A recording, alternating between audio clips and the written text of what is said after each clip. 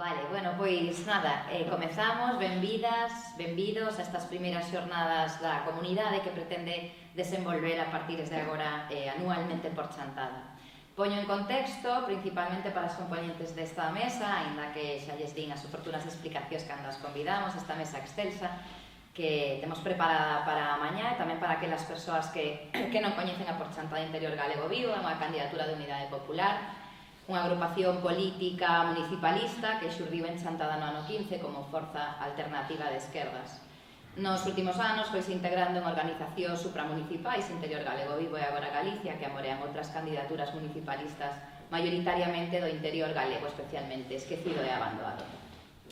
Entendemos que o fin último das políticas públicas debe ser mellorar a vida das persoas, suplir as súas carencias, axudalas nas dificultades, atallar a desigualdade e procurar unhas condicións de vida dignas para todas e temos o convencemento de que non hai millor factoría de políticas públicas que a comunidade.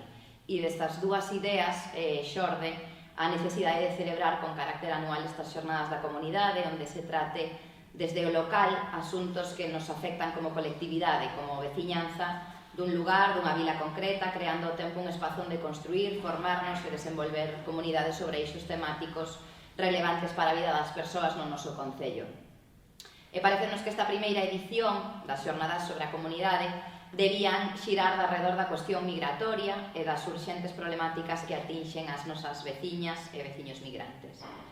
O incremento nos últimos anos da veciñanza migrante na nosa vila xerou ao noso xuicio unha vila moito máis rica, máis viva, máis cosmopolita e, sobre todo, con máis oportunidades. Mais tampouco queremos caer no discurso simplista que se limita a romantizar a migración obviando o discurso racista e fascista cada vez máis presente e descarnado. Seguindo o devir que xa é estrutural, tamén en Chantada as veciñas migrantes ocupan os traballos máis precarios, sofren máis vulneración de dereitos e teñen menos voz e menos oportunidades. Por outra banda, deronse casos recentes de persoas migrantes que foron detidas ou condenadas por algún delito que se ven de ningún xeito se pode extraer a lectura dunha maior porcentaxe de criminalidade, pois si facilitou o espallamento do discurso do odio da criminalización. Como tamén acontece en calquera éxodo, a poboación migrante de Chantada adoita reunirse, agruparse e facer comunidade en torno a grupos de iguais, con persoas atravesadas por circunstancias semellantes, algo que é absolutamente natural e humano, algo que todas faríamos, pero que é interpretado como actitude de illamento e ausencia de motivación a integración por ese discurso xenófobo que moitas persoas están dispostas a abrazar. A exixencia de integración por asimilación e o rexeitamento a quen non se adapta son forzas contrarias ao proceso de convivencia e resulta imprescindible ao noso xuicio sensibilizar ao respecto. Todo isto, unido ao auxe global do totalitarismo, a desinhibición da ideoloxía fascista, cada día sostida e difundida por máis medios e legitimada por máis persoas, proxecta un escenario adverso para todas, pero especialmente para certos colectivos como a comunidade migrante, esquecida pola política institucional por falta de rendibilidade electoral. Nisto é no que non queremos caer nosotros. Buscamos, pois, facer fronte e contrarrestar as dinámicas e actitudes racistas e xenófobas que dificultan aínda máis a vida da veciñanza de procedencia estranxeira e quixemos facelo así, con altura acabo de perderme dando altofalante a voces tanto da academia e do traballo técnico como da experiencia migrante, dando tempo e espazo aos relatos da convivencia neste novo recurso comunitario que estreamos hoxe para o ben común. O obxectivo destas xornadas é, pois, ofrecer un espazo de encontro comunitario onde as circunstancias concretas da poboación migrante se traten en colectivo e como asunto de interese de toda a comunidade, de toda a sociedade, un espazo que serva para millorar a vida das persoas migrantes, tamén para poñer luz e voz á experiencia migrante, para personalizala, para humanizala, para desestigmatizala, e para xerar un encontro entre poboación diversa que habita na nosa vila, procurando en conxunto un espazo millor para todas. A formulación destas xornadas contou desde un principio coa colaboración imprescindible de Queinas Piñeiras, Asquia para nosoutras, veciña e amiga, con gran formación en migración, e a ela queremos darlle as grazas non só polo tempo investido na programación das xornadas, senón pola súa aposta vital e profesional no académico polas menos poderosas. Gustaríame aclarar que a idea inicial era que na organización desta xornada participase activamente a veciñanza migrante da vila na propia organización da xornada, facendo propostas sobre o formato, sobre os horarios e as temáticas que suscitan máis intereses, pero fixemos unha convocatoria a un encontro e foi un fracaso, acudindo solamente unha persoa que se ben se debe a múltiples factores e tamén asumido por esta organización e nomeadamente por min como unha clara falla que en adiante procuraremos mellorar adaptando as canles e os xeitos de comunicación ás circunstancias concretas. E para pechar a inauguración destas xornadas non quería deixar de mencionar a un recurso comunitario desta vila, o Recuncho, que probablemente é o espazo máis amable de servizo para as nosas veciñas e veciños migrantes, non só como usuarias, senón tamén como colaboradoras e como parte integrante dun colectivo autoxestionado e primeira rede de apoio para moitas persoas da nosa vila. Pois ben, agora sí, damos paso á mesa da mañá, na que intervirán a primeira mitade Lucía Oca e Soledad Lucero, as dúas de xeito presencial, e tras unha pausa para tomar un café, remataremos coas intervencións en liña de Lucía Aixa, que ven sustituindo a Uneia Sade, que por motivos persoais non puido acompañarnos, e tamén contaremos con Gabriela Frías. Estou tremendamente agradecida a todas, porque sei o esforzo que supón participar deste tipo de actos en que exista nunca a garantía da eficacia que poidan ter en un tema que ás veces parece interesar só a modo de voluntariado, así que agradecidísima. Empezamos entón con Lucía Oca, que é profesora no Departamento de Filosofía e Antropoloxía da Universidade de Santiago e doutora coa tese caboverdianas en Burela 1978-2008, Migración, Relacións de Xénero e Intervención Social 2013, desmontando o mito da integración perfecta da migración caboverdiana en Burela. Tese pola que, por certo, obtivo unha cualificación de sobresaínte cun laude. Nin somos nós propensas a referenciar a ninguén polas cualificacións académicas, nin creemos que sexan termómetro da valía dunha persoa, nin creo que a Lucía lle interese subliñar o dato, pero penso que cando se fala desde o contrapoder nunha tese de doutoramento e se obtén a máxima cualificación, pois a Academia está a recoñecer a valía do relato e parecíame importante mencionalo. Lucía leva máis de 25 anos estudando a diáspora caboverdiana, tanto no país de orixe como en Burela, onde estivo anos traballando como responsable do proxecto Bogavante, unha iniciativa de Rede Galega de Loita contra a pobreza, baseada en buscar unha integración multidimensional, empoderadora e participativa deseñada pola propia comunidade caboverdiana. Desde a súa experiencia, que fala do mito da integración perfecta, de toda a súa bagaxe parece que a conclusión que extraeu é máis crítica que autocompracente, co que se pretendeu vender como arquetipo do sistema integrador. Faltoulle docilidade a Lucía e tempo para poñelo negro sobre branco. Unha honra contar contigo, obrigadísimas. Moi ben, moitas grazas, Elena. Bo día a toda a xente. Bueno, eu así un pouco, despois desta presentación, antes viña pensando un pouco en que falar e creo que dado o motivo polo que estades facendo estas xornadas, quizás tamén temos que falar un pouco desos mitos que temos na sociedade galega e empezar por decir que somos un pouco emigrante, pero dende hai tempo tamén somos un pouco de acollida e existe unha especie de tabú ou de mito na nosa sociedade de que os galegos e as galegas, como fomos migrantes, seguimos sendo, digo eu, pois non somos racistas.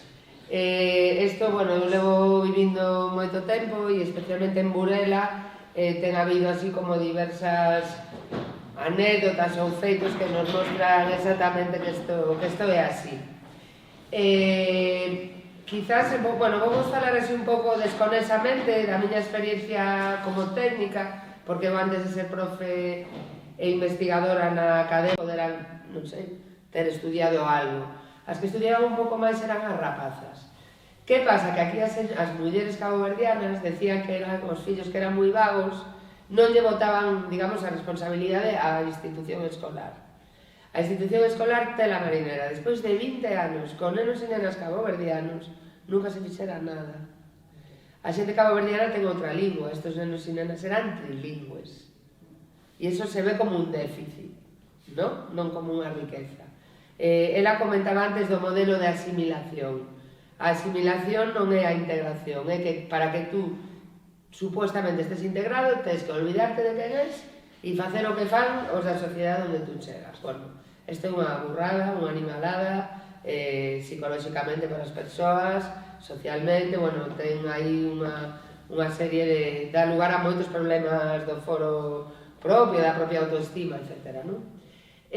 Bueno, pois non había estes problemas na escola e despois había, pois non iban a traballadora social. En Burela había unha traballadora social con 0 usuarios caboverdianos. En Burela na altura había 30 familias ou por aí. Digo, bueno... Entón, bueno, todo isto non vos vou contar o que fixemos, pero sí un pouco para explicar o que entendíamos nós que era a integración. Pois, por exemplo, que puderan ir a traballadora social. Estos nenos non podían pedir bolsas, porque non eran españois. Seus pais cotizaban, pagaban impostos. Súas nais non, porque non podían por la situación legal, pero vaya, que era todo bastante terrible. E isto é un modelo, E por último estaría a cuestión cultural, que era tamén moi importante. Eu dime conta que en Burela a xente de Cabo Verde traspasaba a cultura, sobre todo as mulleres, non? Que eran as que estaban na casa. Todas as crianzas, ou casi todas, a súa lingua materna era o criolo de Cabo Verde, falaban galego, porque en Burela ainda se falaba bastante galego daquela, pero digamos que mantiñan a súa cultura no privado, dentro de casa. Eu, como tamén non o dixen, pero eu son antropóloga e en antropoloxía a forma que temos de traballar coa xente é estar con ela.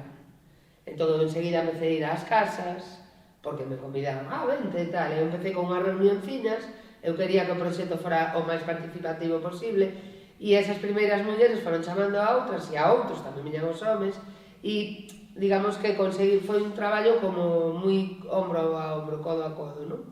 É o traballo etnográfico e tamén con unha parte moi importante de implicación por parte, neste caso miña, pero bueno, compartida por moitísimos técnicos e técnicas que traballan con migrantes.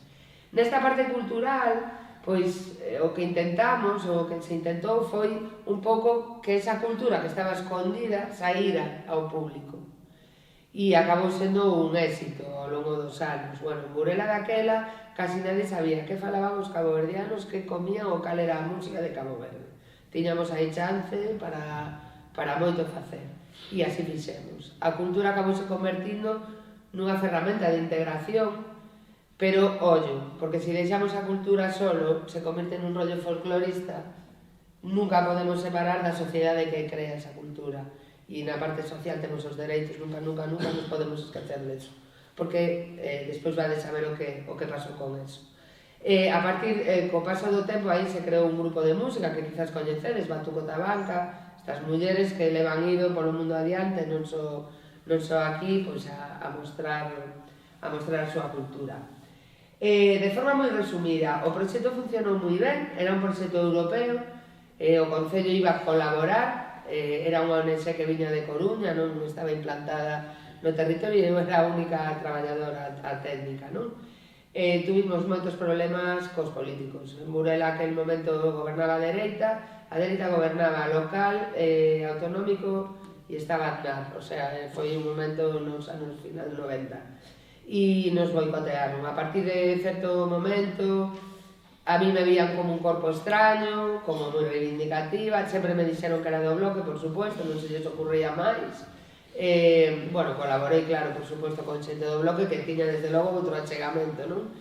Pero, bueno, cando acabou o proxecto, as relacións estaban completamente rotas e o proxecto foi un éxito, sei, un mogollón na prensa, digamos, colocou aos caboverdianos pois no mapa, de outra maneira, non como hai que os negritos tal, sino reivindicando, asistindo a formacións, revitalizando a asociación, e fixemos, sempre lembro, unha festa intercultural que foi unha pasada para toda a Mariña.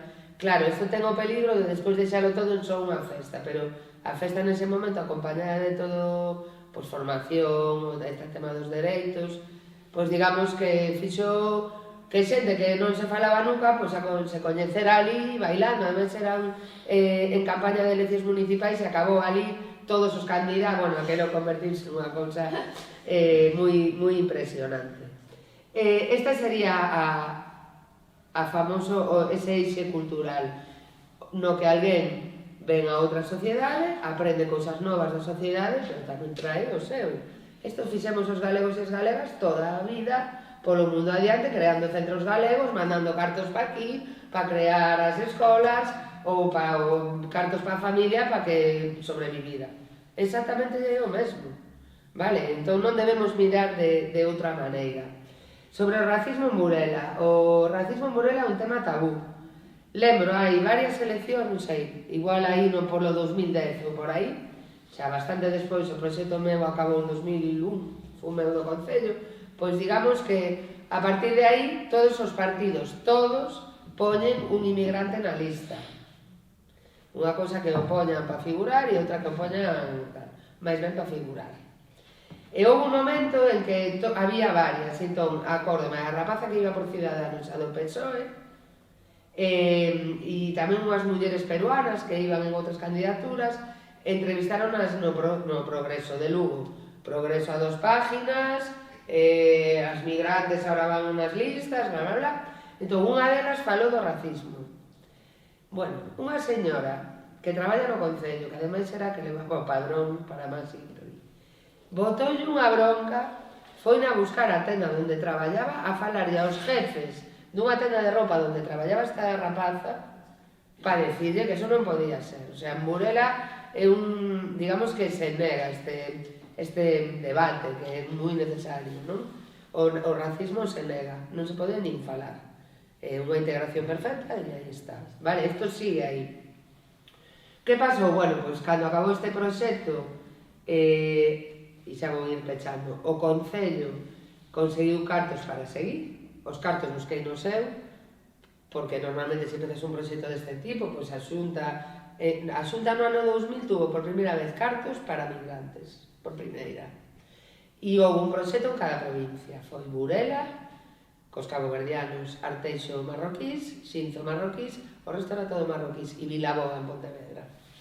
No caso de Burela, o lóxico é que o proxecto hubiera levado outra vez a Rede Galega contra a Pobreza, no? Deronlle ao Concello. E o Concello a mí me dixo, ti non te queremos ver ni en pintura, olvídate, tal. Pero os caboverdianos dixeron, ui, sin esta non seguimos. E se plantaron, foi guai. E me contrataron. E aguantei un ano, porque foi o que vos de ver como de pasar dunha metodoloxía de proximidade, participativa, implicada, por pasar al rollo de eu estou aquí arriba. Eu lembro a primeira reunión, cando caín nas garras do Concello, o concelleiro de Cultura, que sempre nos boicoteara, chegou ali e nos dixo, se acabou a hablar de integración, ahora ya estáis integrados. En ese momento, ano 2001, estaban empezando a chegar xente nova de Cabo Verde, que chegou con tanta forza que de 98 a 2008 se triplicou a población caboverdiana e nadie hizo nada. Non se fixo nada na escola, porque claro, como os nenos son moi capaces e aprenden como esponxas, por dale. Chegaron, non sei se chegou a ver, non sei, chegaron decenas de nenos e nenas de todas as edades, foi no momento do bipartito, non houve forma de que houbera un programa concreto, porque sabíamos, porque eles viñan a través dun abogado, cantos iban vir, cando iban chegar, máis ou menos. Se podería prever moi ben, facer algo primeiro como comunitario para quitarlle o medo aos nenos e nenas cando migran, chegan e pasan fatal, pasan por un duelo migratorio, non entenden, os maiores saben por que migran, os nenos non, tela. E aí de repente nenos que viñan de lugares moi pequenos, con escolas moi precarias, aunque en Cabo Verde hai escola universal e saúde universal, pero bueno, era moi precaria na altura, en fin, un desastre. Para ir pechando, cosas que eu creo que son moi importantes para ter en conta, para querer estar cos colectivos. Non é que tú estés, porque según eu marchei, volveron a contratar a outra persoa e tal, e a intervención que cando eu a levaba era, eu iba aos bares, iba ás casas, estaba na horta, chegábame ali, acompañabas cando facían tal, eu acabei integrando eu na súa comunidade. Cando eu marchei, isto se convertiu en que tiñan que pasar ao Concello, a unha técnica que estaba nunha mesa sentada, A mí colleronme moita manía no Concello porque pensaban que eu non traballaba. Porque a mí me gustaba moito o meu traballo e andaba, movíame de... Pois, joder, teño ido hasta o lugar a acompañar as Batu Botabanca. Teño ido a de todo, a la cárcel, un montón de veces. Teño ido a todos os sitios do mundo mundial. Esto era, pois eso, vienes aquí, é o típico rollo burocratizado, asistencialista, bueno, cambiou por completo a filosofía e a metodoloxía de intervención. Outra cousa, son moi importantes, e volvo a dicir, as asociacións. Aínda que as asociacións tamén teñen un risco, que falaba antes coa compañera que vai falar agora, que é o risco de folclorizarse. Cando eu saio cando eu me contrato ao Concello, aguanto un ano, unha das cousas que vai pasar é que desas tres patas de integración laboral, social e cultural solo quieren la cultural, porque como fixéramos unha festa e fora un éxito, ahora querían todo cultural, e ellos decían, mira, eu son antropóloga, me dedico á cultura, sí, pero a cultura é produto dunha sociedade, non pode ser nada. Quitaron a parte laboral, a dos dereitos, por suposto, non querían oír falar de nada deso, e instrumentalizaron un pouco as asociacións, non? En Burela, comentaba coa compañeira o que pasou, e que tamén coa chegada desa xente nova, a asociación se acabou tendo unha que pasa moito. Como se chama? Perdón, cando se van unha parte, unha escisión. Moi típico, non sei se a compañera nos vai contar, pero en Burela extindironse as caboverdianas e tamén as peruanas. E aí, desde o Concello, en vez de traballar por unir, ao Concello de Viña de Maravilla, divide e vencerás, non digo máis. As asociacións son fundamentais, tanto para os propios migrantes no seu colectivo, como para a relación tamén co resto. Eu estou me acordando, cando foi o confinamento, teño unha amiga que é moi boa, que é traballadora social nos Sergas, e conseguiron sacar uns vídeos en idiomas, pois en criolo, en indonesio, para que a xente se enterara do que estaba pasando. E como se consigue iso? Porque tes puntos a través das asociacións, e onde non hai asociacións, pois de líderes informais. Pero sempre hai que ter puntos onde podes tocar o tan e chegar á comunidade. Isto é moi importante, pero isto, bueno, depende dos políticos, depende, non? Pero iso tamén para vos como forza política ou para unha asociación é importante intentar establecer pontes, lazos, non? Ter persoas de referencia, é super importante. E iso é moi importante porque a partir de aí é cando podes chamalos á escola, cando os podes chamar, por exemplo, en Burela agora fan moito deporte, como isto do fútbol, temos rapaces na selección española de fútbol, sala, ou na caboverdiana, bueno, saíron de aí varias figuras. Daquela, os rapaces caboverdianos non iban a nada. Tamén cambiou moito a xeración dos maiores, que digo, está en torno aos 70 anos, era a típica xeración de traballadores migrantes que traballo casa, traballo, un par de festiñas ao ano, e mandar cartos palo ou a forrar para facer unha casa, pero non tiñan unha vida de ocio. Estas xeracións de agora xa son completamente diferentes. E, por exemplo, non pagaban por ir ao fútbol. Non lles parecíalles que era un gasto como tal. Pero iso aí tamén se ve o cambio das xeracións, non?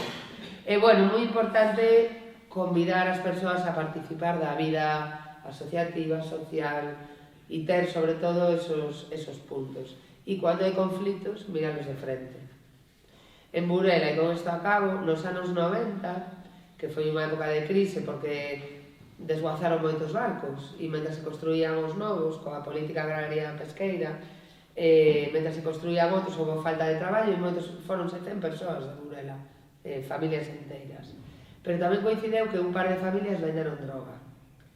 Deu igual que levaran 20 anos un montón de xente traballando de forma escrava casi no mar, que con que un vendera droga, todos vendían droga. Isto é racismo, non é outra cosa, vale? Eu cheguei no 98, a última redada, creo que houve un caso no 94 e outro no 96, 7. Bueno, eu cheguei a Burela e había xente que me decía, por que traballas con eles que son vendedores? E eu decía, pero vamos a ver, date unha volta polo porto, non?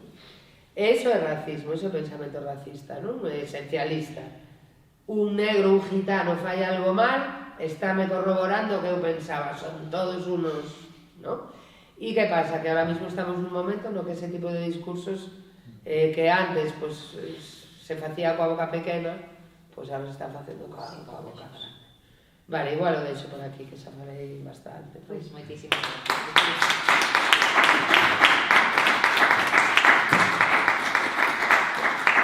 De feito, aquí, e supoño que como acontece en todas as vilas, todos coñecemos a traficantes de oriundos. E, oye, cada quen terá o seu xuizo ou a súa idea sobre as persoas, pero non están desintegradas, non son rechazadas, ninguén lles nega o saúdo, é dicir, que, bueno, o doble rasero é tan evidente, tan burdo, que pouca reflexión máis merece.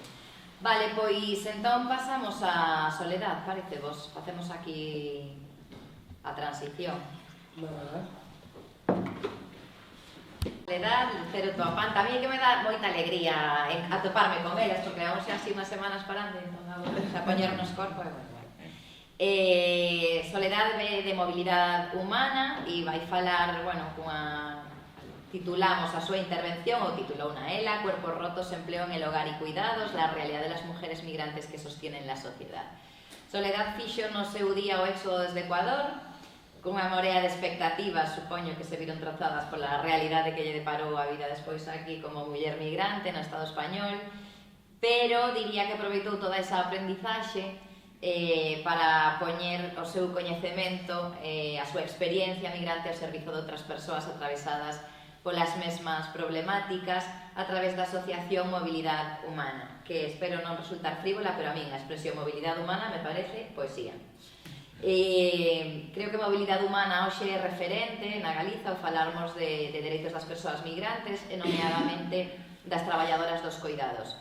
Nada, grazas inmensas por virdes ademais tantas compañeiras de mobilidade humana, pola vosa disposición e polo esforzo, que sabemos ademais que andades a mil con outros encontros, que ainda hoxe tedes que estar pola tarde noutros lugares, así que agradecemos moitísimo que veñades aquí a compartir o vosso coñecemento. Pues muchísimas gracias, Elena, también con ganas de ponernos caras, voces. Para nosotras es un privilegio, pero bueno, yo había pensado en hablar de un montón de cosas, ¿no? Porque cuando alguien te invitas es como que preparas un poco, sobre todo porque como que tienes la responsabilidad de que tú pones la voz, pones el cuerpo de otras hermanas. Para nosotras no son usuarias, para nosotros son hermanas, no son personas que no pueden estar porque no tienen ese privilegio que yo tengo. Entonces quiero empezar en nombre de las hermanas que no están, muchas están internas, muchas sosteniendo porque están cuidando seres que son esenciales y que amamos mucho en este territorio, que son las personas mayores, los menores, ¿no? Muchas no pueden estar. Y entonces, claro, según he ido escuchándoles, y así funciona mi cerebro, y van a tener que perdonarme porque soy una mujer no normativa. Primero, soy una india que ya no soy calladita ni sumisa, y por tanto, eso marca mucho. Y luego, cada vez que voy escuchando determinadas cosas, aunque haya preparado, porque les prometo que sí preparé, me salen, ¿no?, como alertas de esto tengo que hablar. Entonces, rompe lo que voy estructurando, así que me van a perdonar, voy a intentar ser lo más organizada posible en el discurso o en la conversación, en este encuentro. Pero sí que es verdad que este sea el inicio. Elena, decía Elena, hemos no llegado al punto de que más hermanas migrantes estén aquí, no pasa nada. Mientras los corazones sigan latiendo para hacer reivindicación, esto es el inicio de un tejido que probablemente va a terminar en un fruto mucho más potente, porque iniciar los procesos es importante y reconocer que hay cuerpos y voces que están silenciadas porque están en los márgenes, pero hay otras estructuras, otras alianzas que permiten que esos cuerpos que están en los márgenes estén, y esas voces llegarán en algún momento, con lo cual no es un fracaso, por lo menos así yo no lo pienso. Creo que son oportunidades, y las oportunidades en los momentos van cambiando también, o sea que enhorabuena, gracias por invitarnos, gracias por estar aquí. Y como ven, yo ya voy metiéndome en la historia, o sea que mientras los cuerpos, los corazones latan, con la fuerza de la reivindicación, los procesos se transforman. Nosotros nos organizamos como movilidad humana porque venimos de un proceso ya desde la tierra, ¿no? En la tierra se quedó nuestro territorio tierra ya, y ahora pues nuestro territorio cuerpo está acá. Yo tengo ahora la fortuna de también compartir y el privilegio de compartir el territorio cuerpo y las voces con otras hermanas migradas, porque decíamos, estamos acá, nos hemos venido, pero nos faltaba algo. Y sí, hablabas, ¿no?, de que a nosotros los políticos nos llaman para pertenecer ahora en las listas, para la foto, pero nuestras voces no están. Entonces sí que chévere, a veces, de hecho me llama mucho la atención y recordaba que cuando organización ya estamos un poco más estructuradas, las universidades me llamaban para hacerme entrevistas y yo súper agradecida y decía, wow, nos están llamando para hablar de nosotros. Y yo no entendía que estaban aprovechándose de mi saber. Fue después, con los años de alianza, de camino y tal, que entendí que no, que mi saber y mi voz tiene una potencia. Pero esto aprendí también después. O sea, quiere decir que está bien los aprendizajes. Todo va creciendo y todo se va transformando. Entonces, y era agradecida, ahora ya no soy tan agradecida, ahora pactamos, ahora hacemos estrategias de pacto porque nos interesa a todas y a todos tener estas alianzas de construcción social, ¿no? Movilidad Humana nace precisamente de eso, de saber que estábamos en las fotos cuando llego a trabajar en una casa de interna, porque era en aquel momento migratorio, Ecuador sufre algo como el corralito. Entonces me veo expulsada porque la platita que teníamos allá se convierten en dólares, ya no eran sucres, se convierten en dólares. Entonces, claro, los ahorros de mi mamá de toda la vida se convirtieron en, no sé si eran $500, los ahorros de toda la vida. Entonces nos vemos empujados a salir, la población ecuatoriana en aquel entonces, porque fue mucha población ecuatoriana en aquel entonces, 95, 96 más o menos, porque yo me acuerdo que cuando yo ya estaba acá ganaba en pesetas, pero después se convirtieron en euros, o sea que estoy en esa transición de Ecuador la moneda y acá también en la Unión Europea.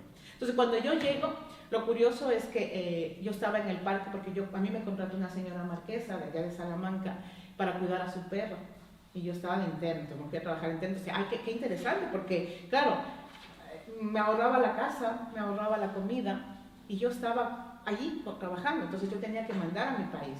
Yo mandaba en aquel entonces cuando ganaban pesetas y un dólar americano era 25.000 sucres en aquel entonces. Entonces les estoy contando todo esto para que entremos un poco en el contexto de, porque ya mi compañera anterior, Lucía, estoy mal para los nombres. Lucía nos habló ya de un componente y nos dio una figura de cómo son los procesos de migración, sobre todo con los compañeros africanos, porque tienen muchos componentes distintos por los rostros y los cuerpos que transitamos, ¿no?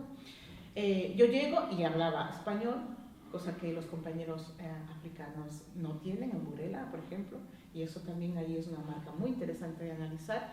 Y bueno, es como, a mí me reconocen más porque tengo la piel un poquito más blanca, soy india, pero tengo la piel blanca, con lo cual también eso afecta muchísimo. Entonces la señora marquesa me contrata, yo agradecida por estar en su casa, tenía una familia filipina y yo cuidaba a su perrita.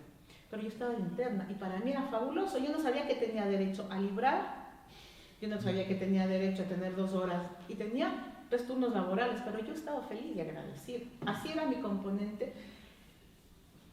de derechos de mi cabeza, ¿no? Porque bueno, venía de un país en donde era profesional, claro, pero yo aquí tenía que mandar. Para mi hijo, porque tengo un hijo de 7 meses en Ecuador, tenía que mandar más la deuda económica con la que yo vine porque hipotequé la casa de mi mamita para poder prestar, que me prestaran la plata y pagaba el 150% de interés. Entonces era una brutalidad. La única oportunidad que tenía era de interna, entonces tenía que encima estar agradecida. Entonces llego a ser interna, lo que pasa es que empieza a saltarme alertas. Siempre he sido una mujer bien indecente porque veníamos con el debate de mi mami está aquí, además estoy muy orgullosa porque he sacado de ella la fuerza. Y teníamos el debate con mi mami porque mi mami es una generación también distinta y entonces veníamos en el debate de qué es lo normativo, qué no es lo normativo y dónde reconocemos las circunstancias que en la vida están establecidas, ¿no? Entonces, porque para nosotras determinadas cosas son como muy normales. Entonces yo súper agradecida de estar interna, pero cuando le daban de comer a la perra que yo cuidaba pechuga de pavo y a mí me daban latas de sardina, decía, uy, como que ya no es muy humano, como que aquí algo está fallando. Pero claro, yo tenía que estar calladita porque yo comía en esa casa, dormía en esa casa y porque esa platita que me ganaba tenía para sobrevivir en la deuda que traía y esto, y vivir aquí también. Entonces resulta que una vez que yo estaba interna y que me pasó, además me encantaba porque yo había romantizado por las típicas novelas que nos venden allí también en nuestros países y aquí también empiezan a llegar, ponerme el uniforme, o sea, para mí cambiarme de uniforme y servir con guantes la mesa y poner por aquí, por acá, eso era maravilloso. Yo vivía en una fantasía hasta cuando, claro, me empiezan a saltar estas alertas y estas, porque yo hice reivindicación en mi país, defensa de territorio, pues somos defensoras de territorio también. Pero claro, había normalizado tanto que para mí esto era maravilloso. ¿Cuándo empiezo a darme cuenta de que esto no es tan normal? Cuando en el parque, cuando yo sacaba la perrita, iba con el uniforme que me tocaba de salida, iba con la perrita toda emocionada, y en el parque nos encontrábamos las domésticas. Quiero reivindicar esta palabra. Teníamos el debate con mis compis cuando veníamos. ¿Cuál domésticas? Se domestican animales y nosotras no somos animales. Somos profesionales de los cuidados. Así que, por favor, domésticas, no. Profesionales de los cuidados. Además, estas profesionales sostenemos este sistema. Entonces, claro, las chachas nos reuníamos en el parque porque antes no había tanta migración en aquel momento, y nos reuníamos y hablábamos, ¿no? Y decíamos, ¿te parece normal esto? Y entonces empezamos a tener el debate informal, súper interesante, que una de las lemas tan grandes que nosotros tenemos en la organización es: la información es poder. Cuando estamos informados, decía Lucía, si no tenemos el poder de la información, ¿cómo creemos que eso es normal? Entonces, así que nos empezamos a reunir. Oye, ¿te parece esto en tu casa? ¿Qué haces? Entonces empezamos.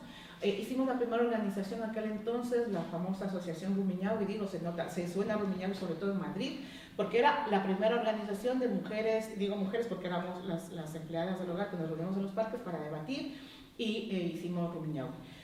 Cuando hicimos Rumiñahui decidimos que internas no podíamos seguir porque teníamos que estudiar. Nosotros teníamos academias, ¿no? Y otras compañeras no tenían las academias, pero tenían saberes, porque nosotras en el Avia Yala no nos gusta América Latina, por esto del colonialismo, nos gusta el Avia Yala porque es tierra sin territorio.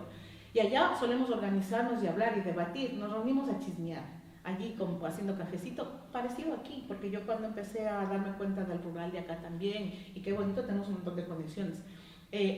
Nos reuníamos en las fogatas, en la cocina, haciendo empanadas, en fiestas típicas, y hablamos. Y las abuelas no nos decían, ustedes son niñas, niños, no hablen, no, al contrario, aprendíamos de esos debates. Entonces, estábamos acostumbrados a eso de lo informal, se quiere decir, y así sale la idea de tenemos que salir de internas, esto no puede ser, y empecemos a convalidar estudios. Entonces hablamos de estudios, aparece una organización que se llama MPDL, y con la organización nos da la oportunidad, ¿no? De poder empezar a convalidar estudios, jurídicamente también a arreglar temas de documentación, porque sin documentación somos invisibles. La documentación. Una persona migrante que no tiene documentación es invisible, necesitas tener papeles, porque además nos llaman ilegales, curiosamente, y somos irregulares. Pero bueno, los ilegales estamos sin poder tener vivienda, sin poder tener salud, sin poder tener trabajo. O sea, es un círculo que nos invisibiliza y además vulnerabiliza constantemente. Bueno, hacemos Rumiñahui, entonces nos trabajamos. Sí que es verdad que siempre hemos estado empujadas al sector de los cuidados, ¿no? Tenemos que cuidar, ya no trabajamos de internas, trabajamos externas, que se llama por horas. Entonces, sí que es verdad que teníamos familias en donde como que tenían esa conciencia social. Yo no tuve tanta suerte porque me acuerdo una frase que me marcó también muchísimo, y después empecé a investigar. Me decía, no, es que nosotros somos franquistas, porque Franco trajo aquí la sanidad y tal, y yo decía, wow, qué hombre más maravilloso, que trajo esta sanidad. Comparado con nuestros países, la sanidad de acá es maravillosa, porque siempre hacemos comparaciones, que no es lo correcto, pero es lo que nos tocó. Yo decía, wow, qué hombre, yo siempre tengo que conocer. Cuando empecé a conocer, le dije, no es que ha sido tan maravilloso, ¿no? Así se hacen también las esculturas en nuestro y se deconstruye también con los saberes. Bien, entonces es como nos empezamos a estructurar. ¿Por qué nos llama en aquel entonces Rumiñahui? Pero éramos solo ecuatorianas. Cuando yo vengo acá a Galicia, decíamos, es que no solamente somos ecuatorianos, aquí ya hay un eje diferenciador y bien interesante que ya habló mi compi anterior, que fue el tema de, es que los migrantes gallegos también entendemos, sabemos, y está en nuestro ADN, migrar. Entonces hablamos de los retornados. Cuando yo llego acá me encuentro con que había un gallego venezolano que ha venido acá y que tenía parecidas problemáticas con las que yo tenía, dijimos, wow, aquí están habiendo otros elementos que no contemplamos. Por eso hablamos de movilidad humana. Hablamos de movilidad humana porque hablamos de emigrantes, inmigrantes, retornados, asilados, apátridas y todos aquellos procesos de migración. Y como se habla, cuando hablamos de inmigrante, hablamos de que viene a robar, de que viene a saturar, que decíamos, ¿cómo encontramos una palabra que cuando hable de migración no hable tan mal? No sentamos, hablamos de movilidad humana porque los movimientos migratorios nos afectan en la vida. Así sale movilidad humana, así como muy resumido de lo que fue ese proceso. Movilidad humana tiene como objeto o finalidad mejorar las condiciones de vida de las personas en movilidad humana, pero dignificar las vidas. Para nosotros la dignificación implica la formación, el poder encontrarnos y el poder lograr tener voz. Después de estos años de encuentro, de formación, de mucho debate, de no tener miedo, porque empezamos a no tener miedo, y de querer tener nuestras voces, porque no queremos que nos den pensando, no queremos que nos den hablando, no queremos que nos den haciendo. Queremos ser sujetas y sujetos de plenos derechos, nada desde la caridad, todo desde la dignidad, porque somos académicas muchas, y las que no tenemos academia tenemos saberes de vida. Nosotras, por ejemplo, allá en el Ambiayala, no nos morimos de hambre, entre comillas, el sistema no nos deja, es decir, somos gestoras, emprendedoras. Nos ponemos un puesto de salchipapas o de arepas en la puerta y nos buscamos la vida. Luego ya hablamos de otras estructuras sociales y económicas de los países, que es otra cosa. Pero quiero decir que nosotras, estamos como muy acostumbrados a buscarnos la vida. Entonces, con todos estos elementos que recogimos, volvemos a reencontrarnos como movilidad humana por estas tierras gallegas que amamos muchísimo. Se parece mucho el verde y la lluvia a nuestros países también, ¿no? Y también el rescate del idioma nos llamó mucho la atención, porque nosotras, por ejemplo, el quichua, que es un debate también que tengo en mi casa, porque es como, no hables de esa palabra porque, uy, qué mal. Reconocer la lengua nuestra es también parte de esa identidad, ¿no? Entonces, se parecía mucho a Galicia, ¿no? Y nos gusta mucho Galicia por eso. Tenemos el privilegio y la suerte de estar en Galicia. Y también agradecemos mucho que los medios de transporte, y esto que se entienda, estén como estén, porque no hay masificación, aunque después para nosotros sea una problemática a la hora de movernos. Pero Galicia, mientras menos invadida esté, genial. Movilidad humana, entonces dice, vamos a ver, compañeras, primero no somos usuarias, porque usualmente, y me van a entender ahora con toda lo grande que implica las entidades blancas. Nosotros les llamamos entidades blancas, no por el color de la piel, sino por la concepción y el esquema, ¿no?, que se tiene. Claro, ustedes cómo van a pensar como europeos, pues claro, es normal, pero nosotras no pensamos como europeos. Entonces, por eso nosotros a ustedes cariñosamente les llamamos los blancos y las blancas, entendiéndose el concepto. Nosotras las migras decíamos, ¿qué nos está entendiendo de nuestro código lingüístico? Porque nosotras estamos trabajando en cuidados. Entonces, nosotros nos reuníamos en aquel entonces, estoy hablando de hace 14, 15 años, en la sala de abajo ¿cómo se llama?, de la entrada de los edificios grandes de Salamanca en Madrid, la portería, y era más grande que en mi casa actual, ¿no? Era súper, y allí la señora nos dejaba reunirnos. Éramos las mujeres que nos encontrábamos, y que decíamos, este debate que teníamos, soñábamos con que en algún momento tengamos derecho al paro. Voy entrando ya para el tema de cuidados, que es para lo que vine a hablar, porque hay mucho para hablar del tema de procesos de migración, cómo nos asociamos, cómo hacemos organización, esto, pero no, lo que quiero hablar ahora es de los cuidados, ¿no? del empleo, del lugar de los cuidados.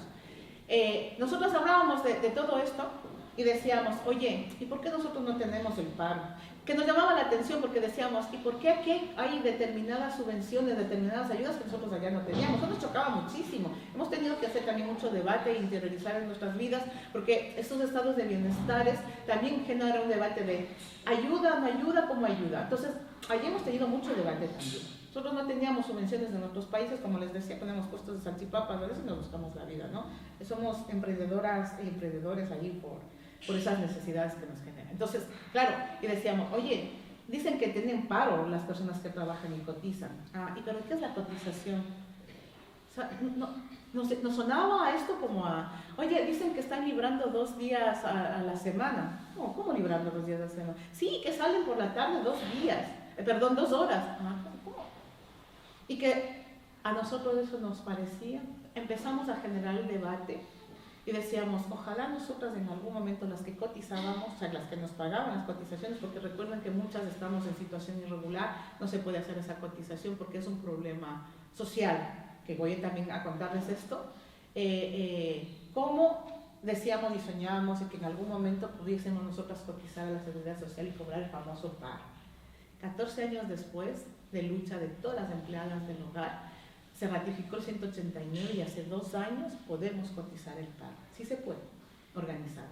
la importancia, decía, ¿no? De estar organizadas y de poner encima de la mesa lo que hay que poner, hay que visibilizar.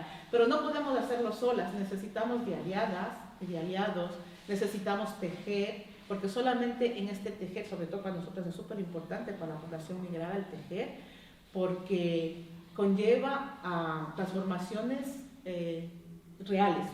Nada tiene que ser individual. Todo tiene que ser comunitario, si no estamos perdidos, y más lo vamos viendo en estos tiempos, ¿no? Entonces, así nos reunimos ya hace 14 años y ahora se consiguió la ratificación. ¿Qué ha implicado eso? Ha implicado mucho debate, mucha conversación, mucha información, mucho plantearnos, de escucharnos, buscar esas alianzas, buscar esas academias, buscar esas universidades, buscar este sector social en donde nosotras podamos estar. El tema del empleo del hogar y los cuidados. ¿Quién de ustedes soñó ser empleada o empleado del hogar y los cuidados como profesión? Si la cámara viese, vemos 20 manos levantadas.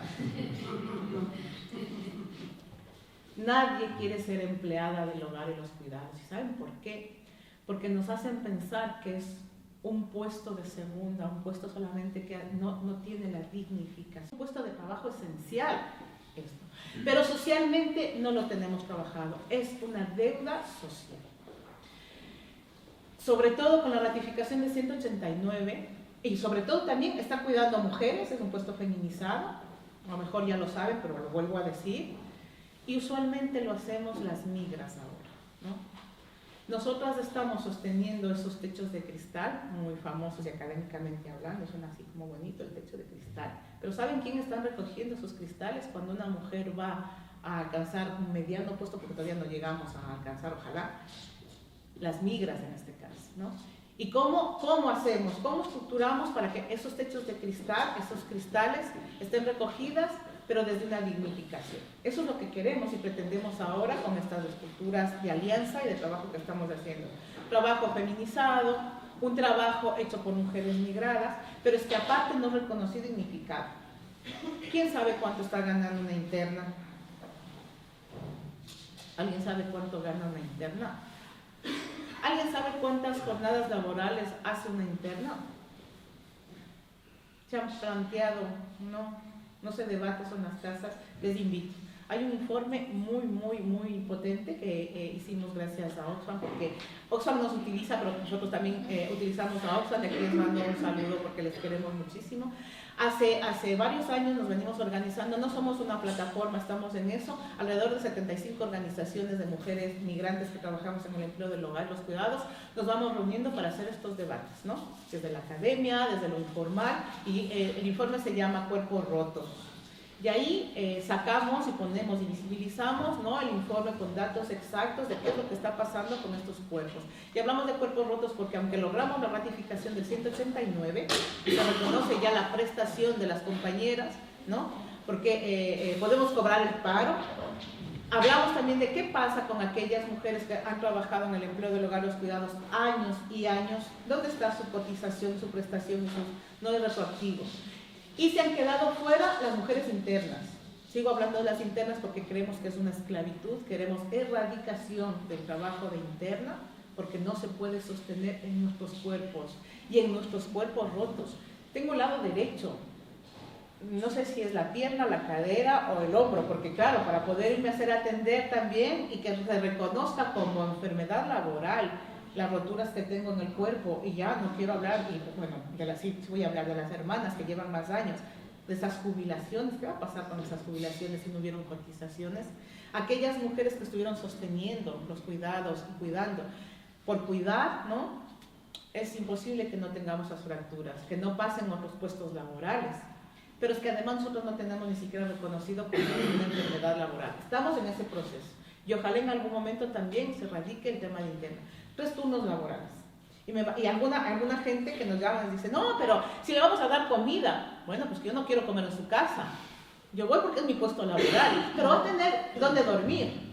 Si ustedes supieran, ¿se imaginan cómo puede dormir una interna? Ustedes creen que tienen una casilla, una habitación, les habilitan en el cuarto de la limpieza, donde está la lavadora, los líquidos donde sale toxicidad, ahí les habilitan un sofá cama para que se abre y se cierre con una... Así viven las compañeras internas.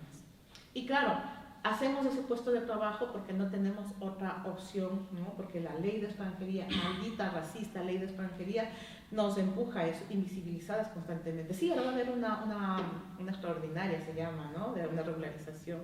También ha sido por la lucha de muchas compañeras, mucho activismo. Es posible las transformaciones organizadas. Y estamos a espera de que salga ahora este borrador, y a ver si a partir de ahí podemos. Entonces, ¿qué pasa? Volvemos al tema de los cuidados, del empleo del hogar, los cuidados, confundimos. ¿Qué tiene que hacer una empleada del hogar? ¿Quién sabe cuáles son las funciones de la empleada del hogar? ¿Alguien sabe cuáles son las funciones del empleo de los cuidados?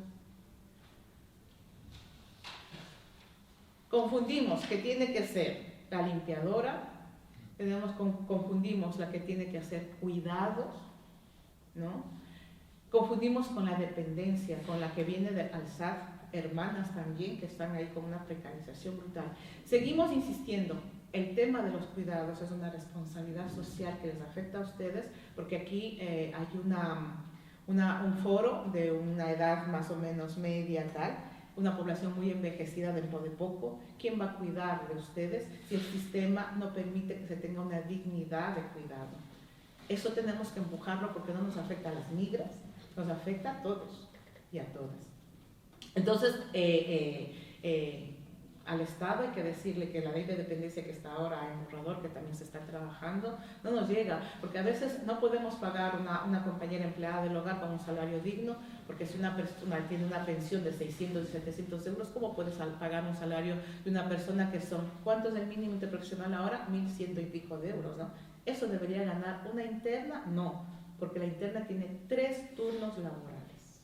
Está dentro de 3 turnos laborales. ¿Quién hace eso? ¿Quién soporta eso? ¿Quién está precarizado? Entonces, quien está precarizada en este caso. Es una deuda de todas y de todos. Lo traigo a consideración de ustedes porque creemos que solamente con el empuje social comunitario podemos hacer esta transformación, y creo que es una deuda. El empleo del hogar y los cuidados ya se viene haciendo aquí en Galicia desde hace un montón de tiempo. Hay una organización que nos llamó la atención, se llaman las Charas, que por cierto necesitan relevo generacional, que es una problemática de las organizaciones. Las Charas se dedicaban a aquel entonces las mujeres que venían del rural a la ciudad para cuidar desde los 14, 15 años, ¿no? En las casas. Esta problemática ya ha venido existiendo, lo que pasa es que ha cambiado los perfiles de quien hace esos cuidados. Ahora somos mujeres migradas, pero siempre sobre cuerpos menos favorecidos y sobre todo feminizados. Entonces, yo les quería traer aquí a poner encima de la mesa. Hablo muchísimo, por favor dime cuánto tenga que eso. Les voy a hablar de por qué es importante organizarnos. Nosotros hace un montón de tiempo también sí que es verdad que romantizamos el tema. Vamos a organizarnos, vamos a hacernos organizaciones, vamos a hacer asociaciones porque vamos a hacer comida típica y vamos a hacer bailes tradicionales. Ventajosamente, hace aproximadamente unos 10 años nos organizamos también como una red de mujeres de América Latina y el Caribe. Ahora que hemos hecho la deconstrucción, ya no hablamos de América Latina, hablamos de la de Ayala, pero bueno, nos llamamos formalmente Red de Mujeres de América Latina y el Caribe. Y hace 10 años estamos organizadas, somos 17 organizaciones en todo el territorio, pero ya hacemos incidencia política. Ya no queremos hacer baile. Sí, el baile es parte de nuestra entidad, la comida es parte de nuestra entidad, y porque nosotras ya no hablamos de integración, nosotras hablamos de inclusión. Porque claro, el debate es, yo cuando me voy a comprar el pan a la panadería, por ser inmigrante no me cobran los impuestos del 21%. No, sí me cobran, por lo tanto ya estoy integrada, no estoy incluida, me falta espacios para esa inclusión, ¿no? Ese es el debate que estamos teniendo nosotras ahora. Tenemos el trabajo aparte porque, claro, estamos en red, necesitamos tener la red. Nosotros hablamos de la organización como la casa común porque estamos muy conectadas con el Ayala, muy conectadas con la Pachamama. Y no quiero ser aquí muy folclorista con respecto a esto, pero es que la Pachamama para nosotros es lo que para ustedes, porque en el rural creo que se entiende más lo que nosotras sentimos. No se entiende la tierra sin el agua. Galicia sin el agua no sería Galicia. Galicia sin no sé, la playa, el mar, no sería Galicia. Esa es la cosmovisión y la cosmogonía, ¿no? Que nos hace la conexión con la tierra, no es solo la Pachamama. Queremos, y de hecho estamos participando en un proyecto europeo, esto de las Europas suena así como, ¿no? Pero qué problemática y qué miedo nos está dando ahora Europa, ya por el Parlamento, y estas voces de estos extremos que van teniendo. Porque nosotros queremos ser, como les decía, sujetas y sujetos de plenos derechos y queremos tener participación política. Nosotros tenemos mucho que decir con respecto a dónde vivimos y cómo vivimos. Tenemos nuestras crianzas aquí, nuestras hijas y nuestros hijos que a todos los derechos son españolas y españoles. Pero que claro, nos preocupa que cuando yo que tengo un rostro muy indio, mi hija se parece mucho a mí y que mi hija tenga una problemática de inclusión porque tiene muchos rasgos, pero es ciudadana de esos derechos. Entonces, ¿cómo esas voces, necesitamos que esas voces donde se toman decisiones estén, que los partidos políticos podamos reunirnos, no solo para aprovechar nuestros saberes, sino para saber cómo articulamos, porque queremos nuestra voz en el Parlamento, queremos nuestra voz en el Ayuntamiento, queremos nuestra voz en todo lo que políticamente en toma de decisión se hace. Ojalá tengamos ya la posibilidad de encontrarnos con más lideresas y líderes en toma de decisión en partidos políticos, y ojalá en estos partidos en donde, bueno, nos encontramos más a gusto de poder trabajar sin ser instrumentalizadas, instrumentalizados. ¿Qué pasa con las compañeras y compañeros menos que hacemos el empleo del hogar? Y cómo podemos nosotras como colectivo social hablar de esto, hablar más, debatir más en las casas. Cuando nuestras compañeras y compañeros están limpiando, ¿no? También reeducar o educar en un compromiso social, un compromiso comunitario de por qué la empleada del hogar tiene que andar recogiendo, cuando a lo mejor si se deja en la cesta de ropa, también es el cuidar de quien nos cuida. ¿Saben ustedes de la pandemia, esto que salió muy famoso y ahora somos las esenciales? ¿No se ha hablado de las esenciales? ¿Y quién cuida las esenciales? ¿Dónde las esenciales están empezando a cotizar su seguridad social? ¿Dónde las esenciales tienen sus días de descanso? ¿Dónde las esenciales tienen sus 8 horas laborales? ¿Dónde las esenciales? Hablamos de esenciales, pero no vemos a las esenciales como esenciales. Tenía el debate ahora también viniendo con las compañeras yo estoy viviendo en otro espacio y en cuanto la regularización va a provocar esto, va a provocar que nos regularicemos y busquemos otros espacios laborales, porque claro, yo no quiero estar esclavizada. Y el debate no es quiero estar esclavizada porque el empleo del hogar tenga esas condiciones laborales indignas, sino cómo podemos hacer para que el trabajo del hogar y los cuidados sea reconocido como una profesión. Entonces sí les invito a hablar de las profesionales empleadas del hogar y los cuidados, sí les invito a pensar en qué pasa con el SAT y qué está pasando con nuestra propuesta con respecto a la dependencia. Eso es una obligatoriedad nuestra como sociedad, y cómo nos articulamos y cómo vamos dando voz y visibilidad a lo que en cuidado estamos trabajando. Una empleada del hogar tiene que limpiar, tiene que cambiar pañales, Ustedes, como hemos visto, yo les he preguntado si saben cuáles son las funciones del empleo del hogar, los cuidados. Ustedes no saben definir, nosotras tampoco, y la normativa tampoco sabe definir del todo cuáles son las funciones. Sin embargo, a lo mejor de un profesor sí, ¿no? O de un médico traumatólogo también, pero de la empleada del hogar, los cuidados, no. Creemos que tenemos que hacer absolutamente todo. Y también estamos preocupadas porque sigue siendo feminizado, como que creemos que tenemos el gen del cuidado las mujeres, y las mujeres no tenemos el gen del cuidado. Los hombres también hacen un montón de propuestas interesantes en el momento de los cuidados, ¿no? Entonces, yo quería traerles así de forma más gráfica lo que hacemos como organización, qué es lo que queremos hacer como organización, y ahora como organización también les voy a contar qué es lo que hacemos. Nosotras nos hemos vuelto estrategas, ¿no?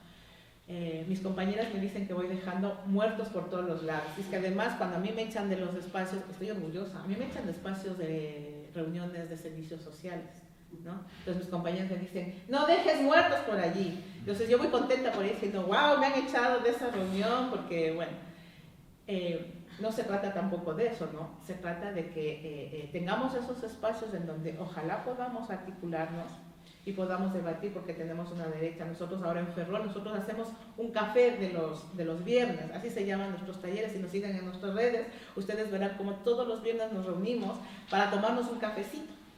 Y el cafecito implica de que hayamos construido un espacio seguro, lo más seguro posible, y en ese espacio seguro de manera transversal, porque una empleada del hogar no tiene derecho a la sexualidad, no tiene derecho al ocio, no tiene derecho. Hablábamos y nos reíamos mucho estos días de que me tengo que ir a pintar el pelo o a pintar un ojo, porque las mujeres, es un estereotipo tal vez que sí, pero bueno, utilizamos mucho el maquillaje y tal, pero ¿cómo me voy a ir a pintar si luego me tengo que ir a limpiar la casa y voy toda sudada? Entonces, como ya no uso tacón, decía un día la compañera.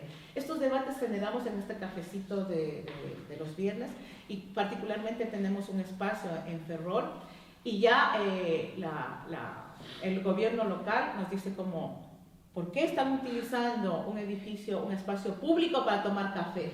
Y nosotros les decimos, ¿por qué? Las chachas no tenemos derecho a tomarnos un café. ¿Por qué? ¿No? Es como intentan por todos los lados achicarnos, intentar que no tengamos esos espacios de cuidado, porque es el único espacio. Las poblaciones migrantes tenemos mucho miedo de ir a la trabajadora social, porque la trabajadora social no entiende que de pronto yo soy feliz comiéndome arroz con tortilla de papa, y si ya soy víctima de violencia de género y tengo una prestación, una subvención, la trabajadora social o la entidad que de pronto nos atiende en el ropero, teníamos una campaña del abrigo, que es una de las cosas que hacemos también. La señora del ropero decía, pero ese chico no tiene por qué venir a pedir ropa, ¿no le ves cómo va vestido? Y nosotros decíamos, pero ¿cómo tiene que venir una persona para venir a pedir algo que por derecho le corresponde, ¿no? Entonces, de construir esto y hablar esto en espacios seguros con ellas, lo hacemos en el cafecito de los viernes. Puede ser los viernes, puede ser los sábados, porque recuerden que también muchas de las compañeras no pueden reunirse sábado, viernes, jueves, porque usualmente las charlas se suelen dar en horarios donde nosotras no llegamos, ¿no? Tenemos el debate con la gente que nos gobierna, que está representándonos políticamente, de por qué hacen los talleres por las mañanas. ¿Y dónde están las empleadas del hogar que están internas, que son muchísimas, no llegan? ¿Cuándo van a recibir la información y el poder? No pueden, no podemos. ¿Qué estructuras, qué estrategias, qué alianzas podemos hacer para que esto les llegue, ¿no? Ahora la vía digital, la vía online está potente. Ahora Gabriela también, porque Gabriela es otra hermana a la que queremos mucho, admiramos mucho, amamos mucho, que por cierto además de ella fala galego muy bien y estamos orgullosas de ello. Ella también nos va a contar un poco cómo el tema de homologación y títulos a nosotras nos traspasa un montón. Y cómo esos saberes se están perdiendo, porque esos son saberes que podemos compartir, que pueden hacer que esta sociedad también crezca. Entonces, ¿tengo tiempo? ¿Me estoy pasando? Estás un par de minutitos más. Vale. Entonces, les invito a poder hacer estas reflexiones con nosotras. La empatía está bien, y nosotras agradecemos a las académicas que hacen los estudios, ¿no? Además desde esa humanidad. Agradecemos a los partidos políticos que ya tienen la conciencia de hacer transformaciones desde otras formas de hacer política. Pero sí queremos poner encima de la mesa que los debates tenemos que hacerlos así, escuchándonos y debatiendo, para que yo pueda entender determinadas lógicas que se ven acá, pero también determinadas lógicas que nosotras traemos. Porque solamente en esta intersección y en este tejer podemos hacer transformaciones comunitarias que permiten otras sociedades, otras formas interesantes de hacer. Nosotros tenemos, ya para cerrar, para ya dejarles de presentar del todo, no dejarles de hacer una presentación mejor de Movida Humana, porque he topado de todo un poco, ya tendremos oportunidad de ir hablando de a poquitos del tema, porque yo creo que el tema de migración es muy amplio, y ojalá también podamos ir a visitarles a las hermanas que están trabajando por acá, y a lo mejor hablarles. Nosotros tenemos asesoramiento jurídico en la organización, pero para nosotros eso no es lo más importante. Es importante, pero no es lo más importante, porque cuando van con mi compañero José a hablar del proceso jurídico, salen donde una de las compañeras nuestras dice, ¿y qué me dijo? Importante el código lingüístico. Cuando estamos hablando de un debate de político, ¿no? Dependiendo de dónde vienes. No es lo mismo una izquierda allá que acá, ¿Qué está pasando? Y nos preguntamos, ¿y por qué votaron a Trump? Es terrible. ¿Y por qué muchos venezolanos se alegraron del proceso el debate sería, ¿cómo entendemos esos procesos nosotros? ¿Y dónde debemos hacer esas conversas para hacer esas transformaciones? Entonces, eso queremos hablar, ¿no? De dónde nos encontramos, cómo nos encontramos y cómo aterrizamos determinados conceptos y formas de hablar y cómo rompemos esos miedos. De forma paternalista creemos que ayudamos. Nosotros tenemos un lema, y además yo estoy ahí con la organización, somos muy reivindicativas. Cuando vamos, ¿no?, a espacios, es que nosotros les ayudamos. Nosotros nos quedamos diciendo como, wow, ¿cómo ejercen el poder? Desde la buena voluntad, es que se hace desde la buena voluntad. Nosotros estamos ayudando para... No nos están ayudando a nada, estamos compartiendo saberes. Cuando ejercemos el poder, lo ejercemos, que así estamos construidos, ¿no? Y también cuando nos dicen, esto me gusta mucho además, cuando dicen, vamos a hacer talleres de empoderamiento, y ahí tenemos debate también con las hermanas. ¿Cuál empoderamiento? Si nosotros somos poderosísimas, o sea, perdón, no tenemos espacios donde dar las voces, ni donde crecer y articular de otra manera. No nos equivoquemos.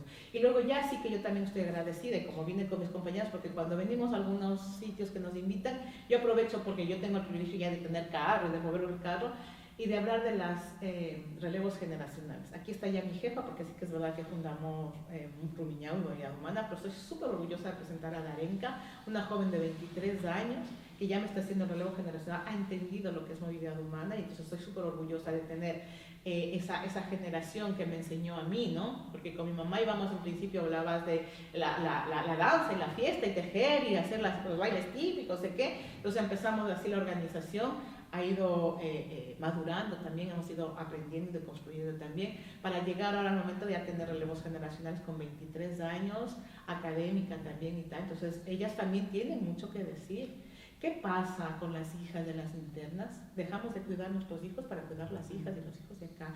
¿Qué pasa con nuestras hermanas más jóvenes que han tenido que hacer y asumir maternidad? Esas voces también se deberían escuchar, ¿no? Entonces hay mucho por hablar, mucho por chismearnos, porque en estos chismes debatimos y crecemos. No ha sido lo que pensaba, yo les puedo pasar ahora lo del informe, porque sí que está estructurado más, pero me gustaba más hablar de invitarles a tener estos debates. Otras encantadas de venir y también para allá, y de ir a las casas de las compañeras que están viviendo por acá, nos encantaría, porque a lo mejor pierden los miedos, tenemos muchísimos temores, no nos vamos ni siquiera a empadronar, que es otro tema brutal también, porque nos da miedo. Nos da miedo. Recuerden que nosotros venimos de sociedades donde la policía no es amiga, la policía nos persigue. Entonces, entender eso y entender por qué yo soy feliz comiendo arepa o comiendo papa con arroz, tortilla de papa con arroz y no con pan, ¿no? Porque cuando hacemos violencia de género, nosotros tenemos un programa que se llama Acompañamiento de Víctimas Sobrevivientes de Violencia de Género, porque se habla muy estructurado de acompañamos a las víctimas y vamos haciendo la mediación con las víctimas. ¿Y la reparación y la sanación? ¿Dónde está? ¿Cuándo se habla de eso? Entonces, estos debates nosotras queremos tener en tejido y en alianza. Así que muchísimas gracias, soy muy pesada, por escucharme. Gracias porque se ha abierto a partir de ahora un debate que podemos profesionalizar más si quieren, o tener de forma comunitaria también para poder hablar. Y espero haberles dejado un poquito la esta de qué le pasa a esa interna, qué le pasa a esa empleada del hogar y dónde puedo sacar la información para poder hacer estos debates. Muchísimas gracias.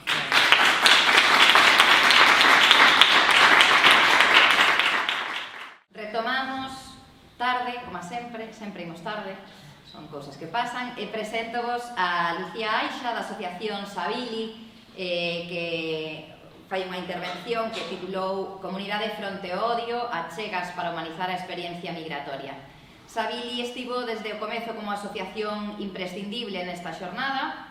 Na programación veredes a Oneia Sadek, que ia estar aquí hoxe en representación de Sabili, pero tivo un impedimento de última hora, polo que será sustituída pola súa compañeira tamén en Sabili, Lucía Aixa, que ten que participar en liña, pola distancia e o escaso tempo para organizar a súa intervención.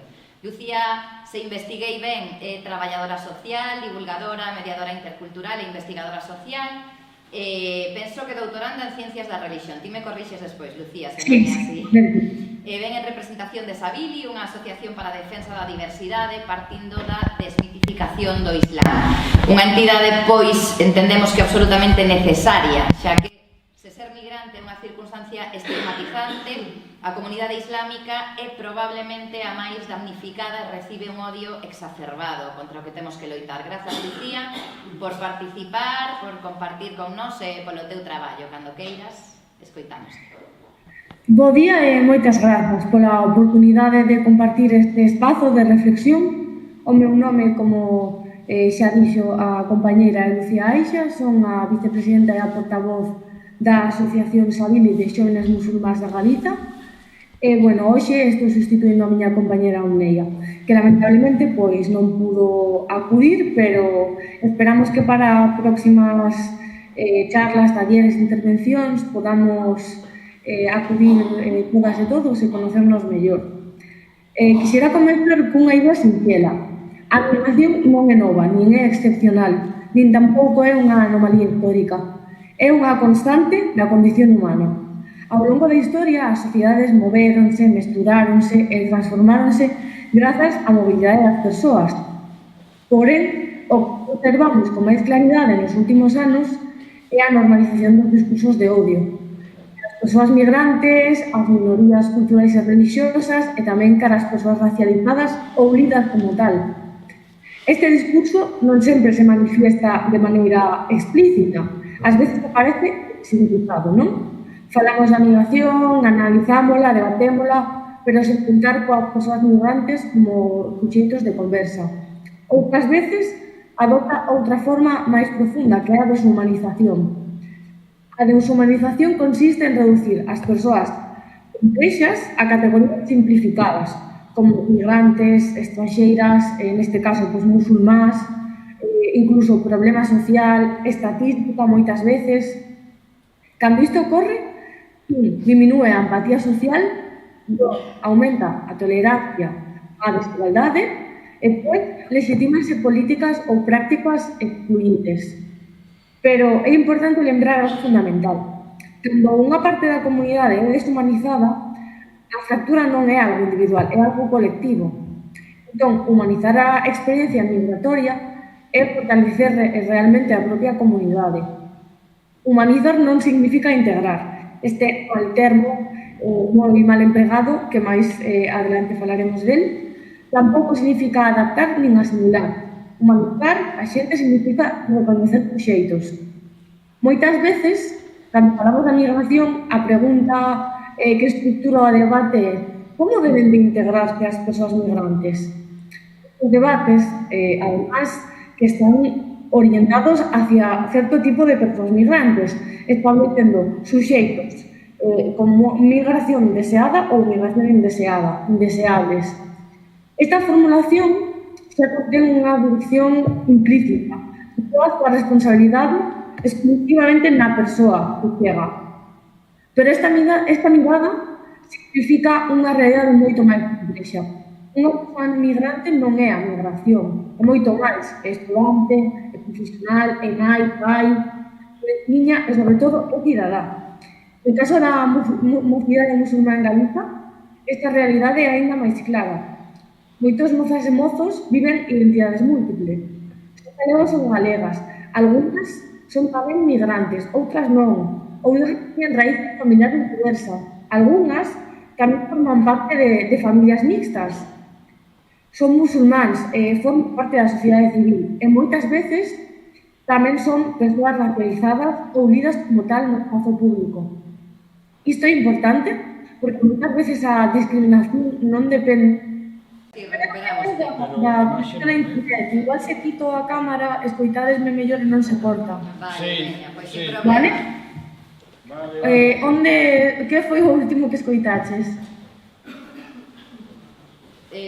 Estabas coa asimilación e integración dos xoves. Vale, perfecto. Falábamos, non, de que no caso da mocidade musulmá en Galicia que a realidade é aínda máis clara, porque moitos mozos e mozos viven identidades múltiples. Algúnas son migrantes, outras non, outras as súas familias, outras forman parte de familias mixtas, pero en definitiva son galegos e galegas, musulmáns e forman parte da sociedade civil. As identidades como tal non se excluen entre sí, se construyen de maneira simultánea polo concepto da interseccionalidade. Neste punto, como falábamos antes, é importante facer unha reflexión crítica sobre o concepto de integración. Sempre o escoitamos, a integración realmente vai da man da asimilación cultural. No caso do pobo español, podese ver moi ben o pobo xitano de España. Máis de 300 leyes abertamente antixitanas que buscaban a súa asimilación étnica cultural. Durante décadas, a maior parte das políticas migratorias que houve en Europa estructuráronse alrededor dese termo, pero un termo que hai que superar tal. Realmente espérase, desde esta perspectiva, que as persoas migrantes adopten os valores dominantes, adapten as súas prácticas culturais e abandonen certos elementos da súa identidade. Este modelo parte dunha idea, que existe unha cultura central a que hai que aproximarse e introducirse para ser plenamente aceptado socialmente, un cidadano de dereito. Desde a perspectiva intercultural, esta versión é moi limitada, porque non hai que borrar quen somos para encaixar. Hai que facer que todas podamos vivir coas nosas diversidades. O que se propón non para superar este termo é o termo da inclusión, e inclusive, indo un pouco máis alá, a inclusión intercultural. A inclusión non existe renunciar a identidade propia. O que buscaría é garantir a participación plena de igualdade de dereitos, recoñecendo a diversidade, moi importante, promovendo a interacción e o diálogo entre grupos diversos. Non se trata non de diluir as identidades, senón de construir unha comunidade capaz de convivir coa diversidade. Desde a perspectiva intercultural, a diversidade non é un problema que hai que xestionar, senón unha realidade social que pode fortalecer as comunidades. Existen condicións, principalmente de igualdade e diálogo. A interculturalidade vai moito máis alá do concepto de convivencia, que podería estar máis asociado a unha sociedade multicultural, que é unha sociedade na que diversos grupos étnicos, raciais, etc., coexisten no mesmo espacio, pero non interacción entre sí. Non se trata iso de compartir o espazo, senón de crear unha interacción significativa entre as persoas de grupos culturais distintos sen perder as súas identidades múltiples e propias. Volvendo ao anterior, cando falábamos da deshumanización, esta non aparece de forma instantánea. Aparece en contextos de, principalmente, incerteza económica, percepción da ameaza cultural e, sobre todo, instrumentalización política da diferenza. Nestes contextos se construyen os relatos simplificados, como os que escoitamos sempre de veñen a quitar o traballo, non se adaptan, non comparten os nosos valores, son un problema. No caso das comunidades musulmans e das persoas racializadas, estes discursos adoitan mesturar migración, religión, cultura e seguridade, creando unha narrativa na que determinados grupos aparecen como permanentemente alleos á comunidade. Aquí a linguaxe xoga un papel central. A linguaxe é neutra, fluye por realidades.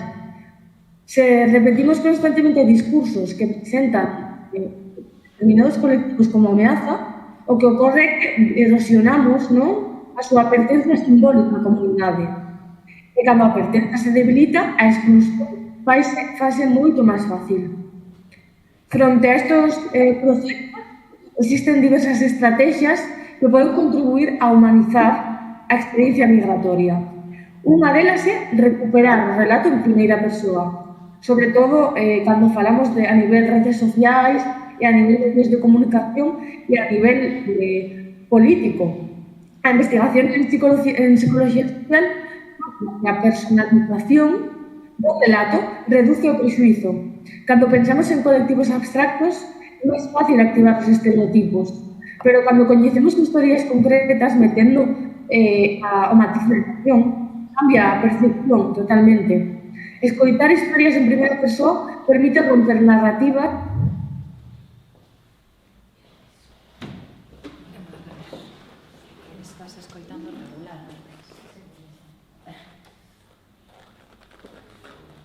Lucía.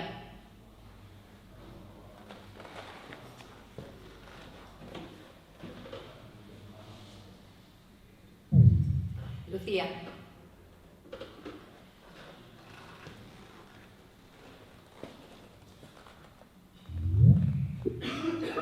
Agora. Lucía, estás? Sí, Veña. é que non sei por qué, porque estou cerca do wifi, non sei. Pois escoitámoste, o son é regular. Non sei se tes micro ou estás falando co micro do ordenador. Sí, Co micro do ordenador.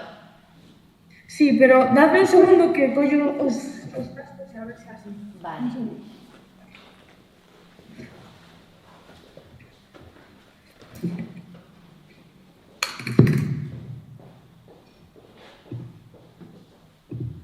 A ver, agora? Sí.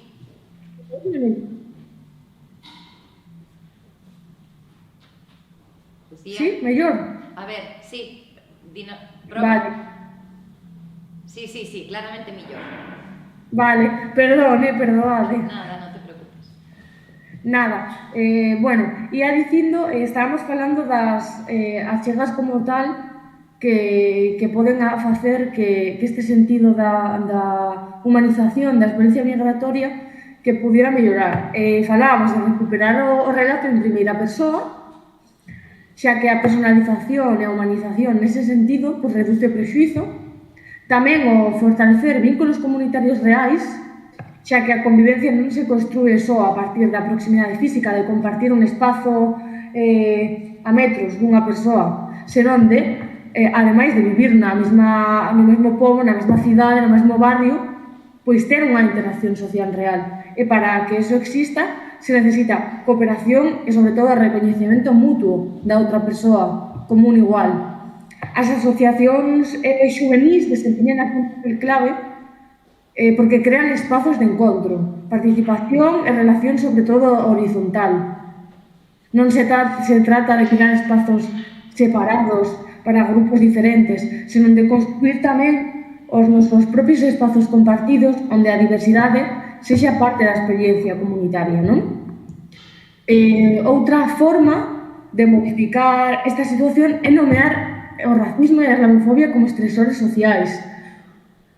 Teñen efectos reais sobre o benestar das persoas, por tanto, é un estresor social crónico que pode afectar tanto a saúde mental como a sensación de pertenza, tanto a confianza nas institucións. E isto é moi importante, porque cando falamos de que hai comunidades que viven illadas ou que non participan de forma máis activa na vida cotiá, isto é algo moi importante, porque a relación entre estas comunidades e as outras comunidades, as predominantes, teñen que ser mutuas, porque senón realmente estamos culpando ás propias persoas de vivir que sufren racismo, discriminación e islamofobia, estamos culpándoas a elas mesmas de sufrila polas súas actuacións, cando realmente isto é bidireccional. Tanto uns como outros teñen que pôr, non, da súa parte.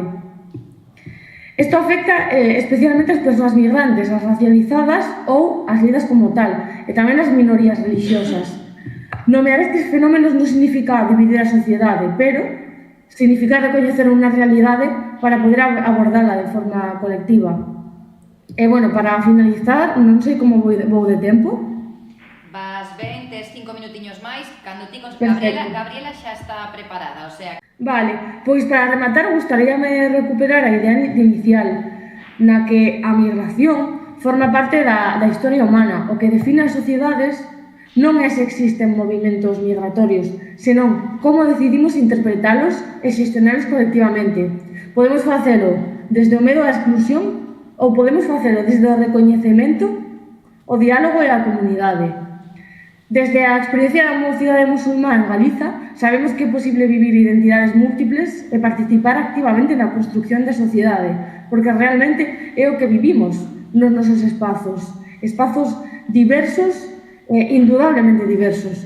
Incluso cando se é migrante, se é musulmán ou se é unha persoa racializada, lida como tal ou todas xuntas, humanizar a experiencia migratoria debe significar recoñecer que a diversidade forma parte da comunidade e que ninguén debería de ter que renunciar á súa identidade cultural, religiosa, etc. para ser aceptado plenamente, ou incluso non renunciar, senón escondela. Tampouco debería de sentirse coa sensación de ter que escondela para poder ser recoñecido como un cidadá, un galego máis. Porque ao final, fronte ao odio, a resposta máis sólida segue sendo a comunidade, porque a comunidade parte de sentimentos de amor, non? De pertenza, de bo trato. É unha comunidade que recoñece a diversidade e tamén unha comunidade máis xusta, máis democrática e máis forte. Pois moitísimas grazas a todas e todos. Poño a cámara porque, bueno, perdón, porque senón non podía... Aí. Moitísimas grazas a ti, Lucía, damos un aplauso. Espero que non haber ido moi rápido, pero bueno, era porque o tempo era un pouco limitado e ademais o tema da conexión a internet non viño moi ben, así que, pois iso, moitísimas grazas. Non te preocupes, ademais xa explicamos que a túa intervención así neste formato foi acordada aí un par de días por circunstancias de Oneia e así que agradecemos un montón en todo caso teu esforzo. Agora imos dar paso a Gabriela Frías, se queres podes quedar escoitando, Lucía, se queres podes, se necesitas marchar, síntete libre. Eu estou redactando unhas conclusións de todo o que vai saindo aquí, que continuarei tamén ao longo da tarde. Pola tarde temos as experiencias migrantes en primeira persoa. Estou redactando unhas notas que despois vos pasarei a todas para que entre todas elaboremos, bueno, pues como un documentiño e que isto valga para algo máis que para escoitarnos aquí, que xa é unha cousa super valiosa. Pois, vale, moitísimas grazas. Unha aperta enorme, Lucía, seguimos en contacto. Moitos éxitos a Sabili. Gabriela, estás por aí? Escoitasnos? Hola. Hola. Bueno, Gabriela está en Bolivia, nada más y nada menos. Este é o nivelazo que nos marcamos. Gabriela, a súa comparecencia xa estaba prevista en liña e así se anunciou no propio programa. Gabriela, como case todas as poñentes, contactámola e coñecímola a través de Saskia, de Queina Espiñeira, a quen xa lle agradecimos nunha entrada. Era esencial que estivera aquí e ademais ela xa dende un principio foi sí, non pasa nada, estou en Bolivia, pero que problema hai? Desde Bolivia, bueno, maravilla. A Gabriela vai falar nunha charla que ela mesma denominou As mulleres na loita polas homologacións de títulos universitarios estranxeiros e o loito pola profesión. Ela é psicóloga boliviana e doutora, traballou como técnica de proxecto en ONGs antirracistas, tanto a nivel da Galiza como estatal. Actualmente forma parte do grupo de traballo sobre migracións, asilo e refuxio do Colexio de Psicoloxía de Cataluña. É coordinadora e portavoz do CENRI, do Centro de Estudios sobre a Migración, a Discriminación e o Racismo Institucional, así como da plataforma Homologantes Bolivianas en España, onde é coautora de artigos de denuncia sobre a realidade do recoñecemento de títulos universitarios estranxeiros en España e onde ofrece acompañamento gratuito xunto a outras profesionais migrantes. Ademais, é voluntaria na Fundación Psicoloxía Sen Fronteiras.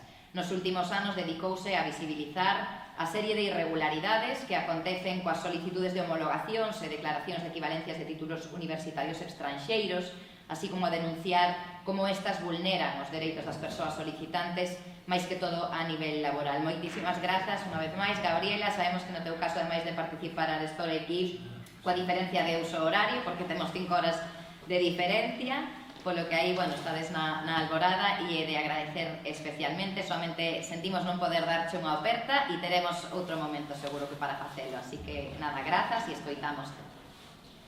Bueno, a por chantada, a ti tamén, Elena, e a todas as compañeras que fixeron isto posible. Saúdos dende a cidade da Paz, a máis de 3.650 metros sobre o nivel del mar, dende o Estado Plurinacional de Bolivia.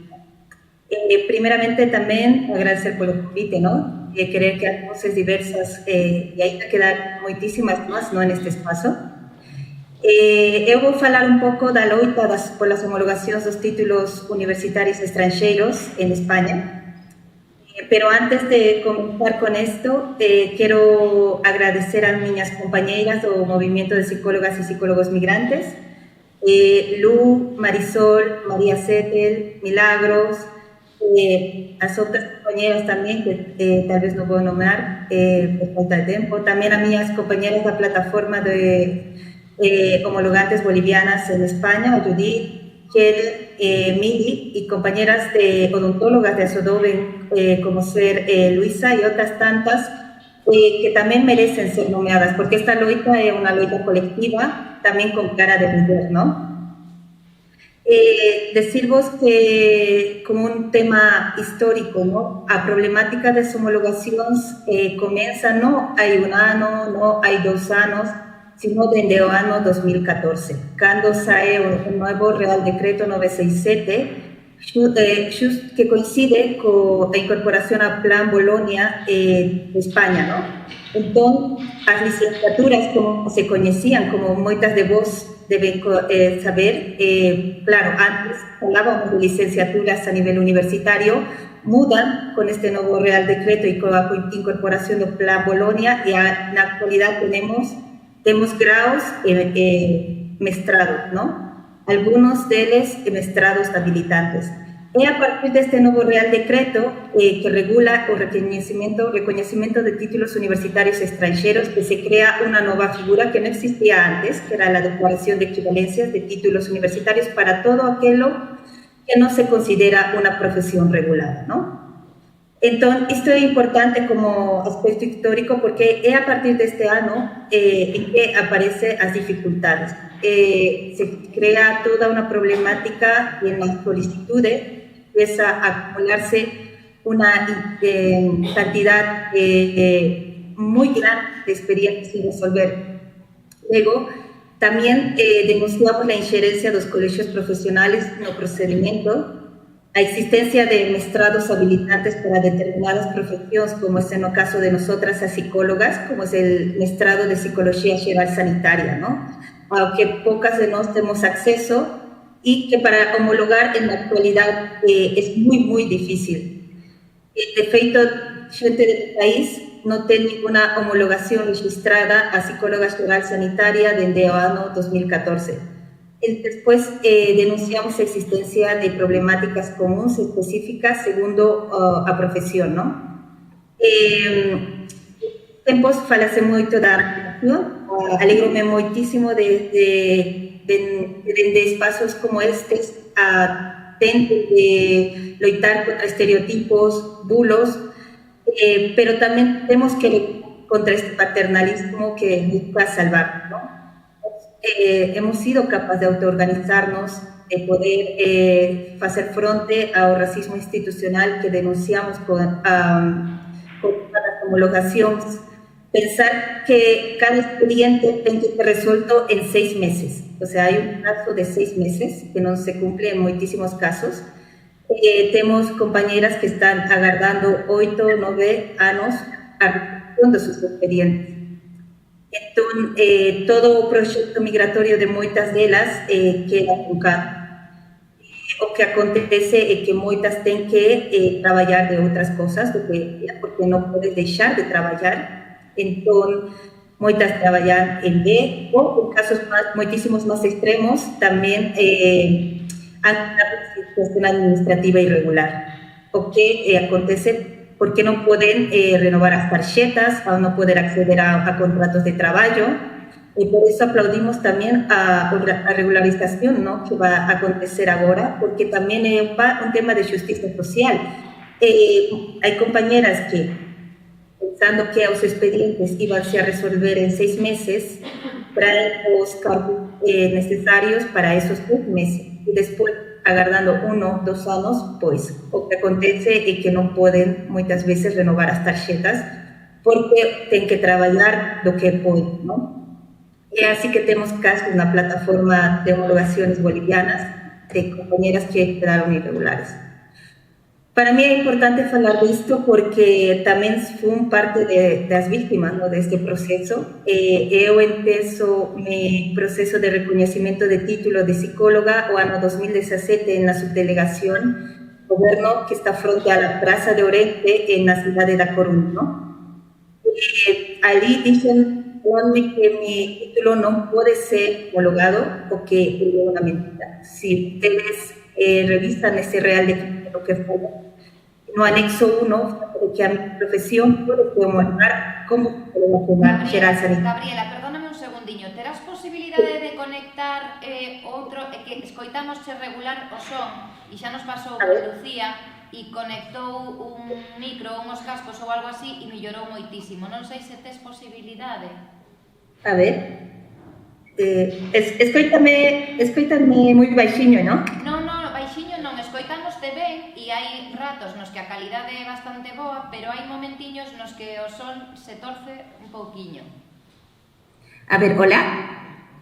Sí? Millor, non? Perfecto, sí, gracias, Gabriel. Veo te darenca. Hola. Si vexo caras coñecidas. Sete empezo o recoñecimento, ¿no? Do meu título de psicóloga como está no Real Decreto 967. En subdelegación de goberno falanme de que o meu título non pode se homologar, sino que eu debo facer a declaración de equivalencias, ¿no? O que é a nova figura que créase con este novo Real Decreto. E como calquera persoa que descoñece totalmente, en parte, a linguaxe técnica administrativa, pois eu penso que a persoa que está fronte a mí é experta, non? O sea, non é o que fala. Entón, eu acepto a declaración de equivalencias. No meu caso, o procedimento tarda 18 meses. Cando lembro vos que o procedimento ten que ser resolto en 6 meses. 18 meses después chégame unha resolución que ten como un epígrafe no que fala de que non teño acceso a profesión regulada, ni a formación, ni a exercer como dentro da profesión regulada.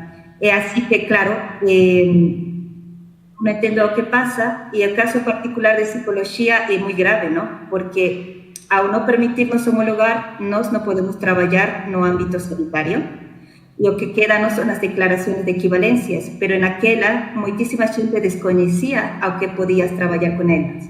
A día de hoxe eu podo traballar no ámbito social, comunitario, laboral, etc., ¿no?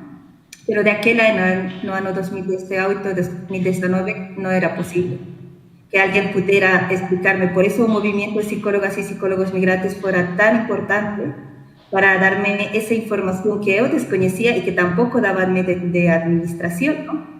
Además, a outra problemática que temos as psicólogas que coas declaracións de equivalencias non deixanos colexiarnos en la gran maioría de colexios. Por eso eu, cando Elena falaba de que estou colexiada en Cataluña, soy parte dun grupo de traballo, é porque Galiza non permíteme colexiar con as miñas declaracións de equivalencias de meu título, a pesar de que está reconhecido a nivel de un grau como unha graduada en psicología. Entón, para mí, claro, é unha mágoa porque eu habito en Galiza dende hai máis de 8 anos, eu falo a vosa lingua, eu teño toda a miña rede de contactos e tamén laboral, pero non poder estar colexiada para mí parece, en o territorio no que habite, parece moi, moi grave. Outra das denuncias que falábamos era da dificultad para colexiarnos, non? Outra das profesións que estudamos desde o Centri era o caso de odontoloxía. En o caso de odontoloxía sí que as homologacións salen, pero moitísimas saían condicionadas, así como que eran carentes nas súas formacións. O que acontecía es que despois as universidades non abríanse para que estas persoas, estas profesionais, poidan poder pasar estas asignaturas que lles quedaban como déficit. Entón, al non tener as universidades apertura para que poidan cumplir cos requisitos formativos complementarios que lles pedían, pues o que lles quedaba era facer os exámenes extraordinarios que eran elaborados por la Comisión de Decanos de Odontología e que tiña moitísimas irregularidades. De feito, hasta un ano ou 2 anos atrás, non había quien aprobara casi esos exámenes, só o 1%, e de feito da asignatura de ortodoncia non había ata o ano pasado quien poida aprobar esos exámenes, da asignatura de ortodoncia. Además, ya se imponían unha asignatura que era pacientes especiais, que é optativa, non todas as universidades dan esa asignatura ou muda de nome, non?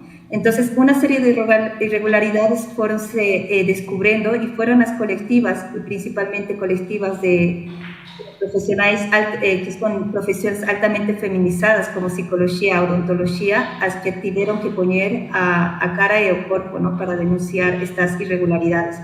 No solo hablamos de que los plazos no se cumplen, sino que directamente no hay resolución. No es posible que en el caso de psicología, a día de hoy, no haya homologaciones que no sea en Argentina, por ejemplo, o muy contadas de Venezuela, o muy contadas de Colombia, o alguna otra de Ecuador o Perú. Entonces, seguimos con la problemática.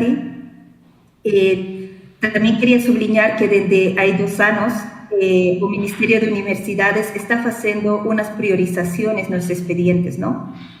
Es decir, que si yo, con el DNI español hoy, presento o mi expediente de homologación o declaración de equivalencias, tengo prioridad a una persona que presentó hay 2 años un expediente con un pasaporte.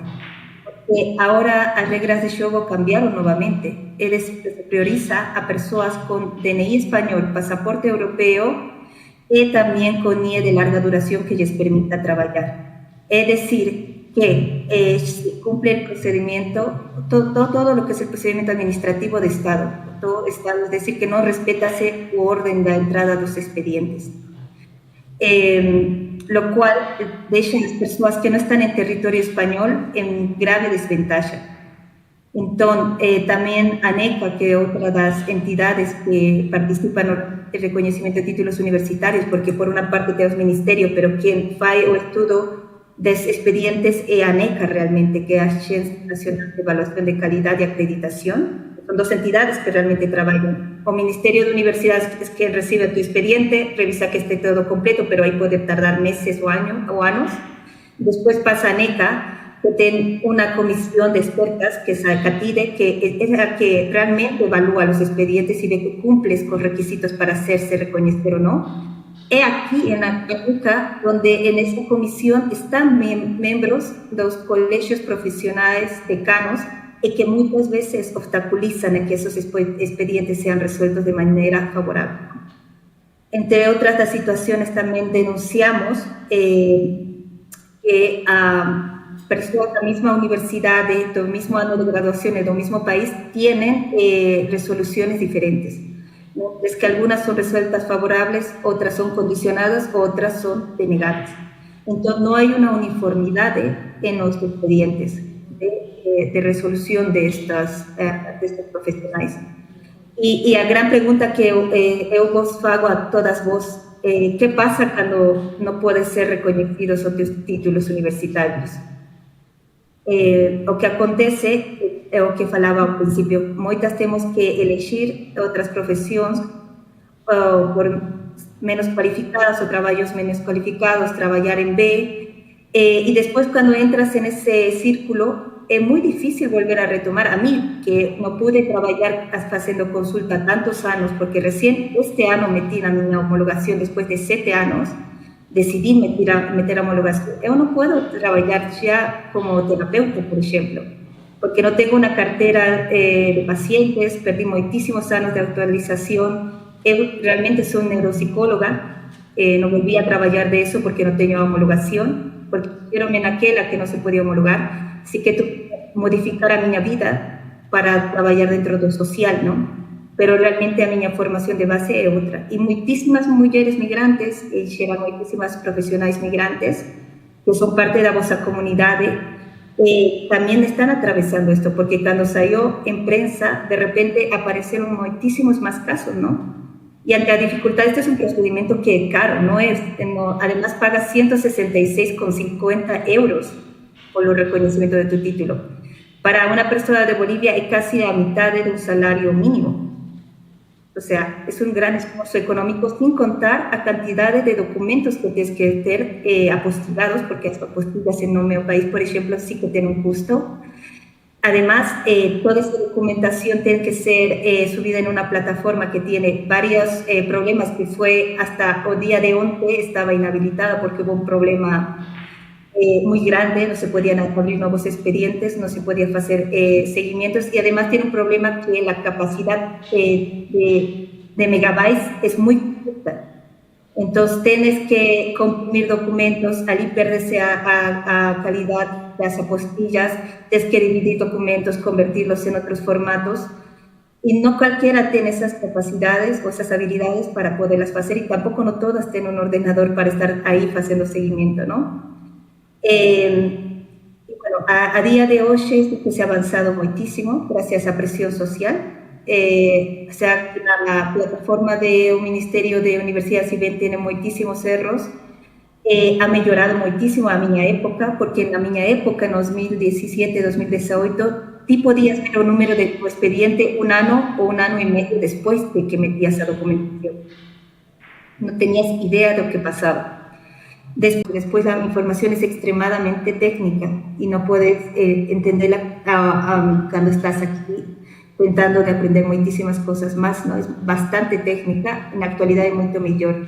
Y también existe una línea telefónica para poder hacer seguimiento a los expedientes. El problema es que nunca hay citas. Y esto es una realidad que se multiplica, bueno, que se repite en muchísimos otros espacios, ¿no? En temas de extranjería, etcétera. No hay citas. Se ha denunciado a reventa de citas telefónicas, porque sí que se ha visto que en el caso, por ejemplo, de las médicas, sí que cuando consiguen la cita telefónica, al día siguiente el expediente se resuelve, o a los pocos días. Pero eso no acontece con psicología, por ejemplo. A ellos matices según las situaciones, la dificultad tan grande de esta temática. Cuando Lucía hablaba de estresores, para nosotros no puede trabajar en nuestras profesiones es un estresor, es un loito muy grande.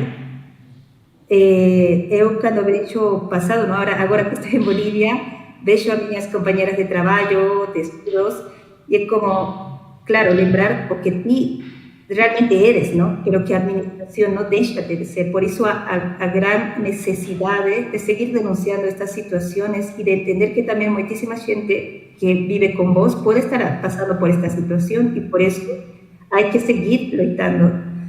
Claro, yo levo a ir construyendo mi vida como muchas, y admiro muchísimo a mis compañeras de todas estas plataformas porque no ríndense, o sea, a día de hoy siguen luchando. Por ejemplo, otra profesión de la que desconocíamos que era tan complicada era veterinaria.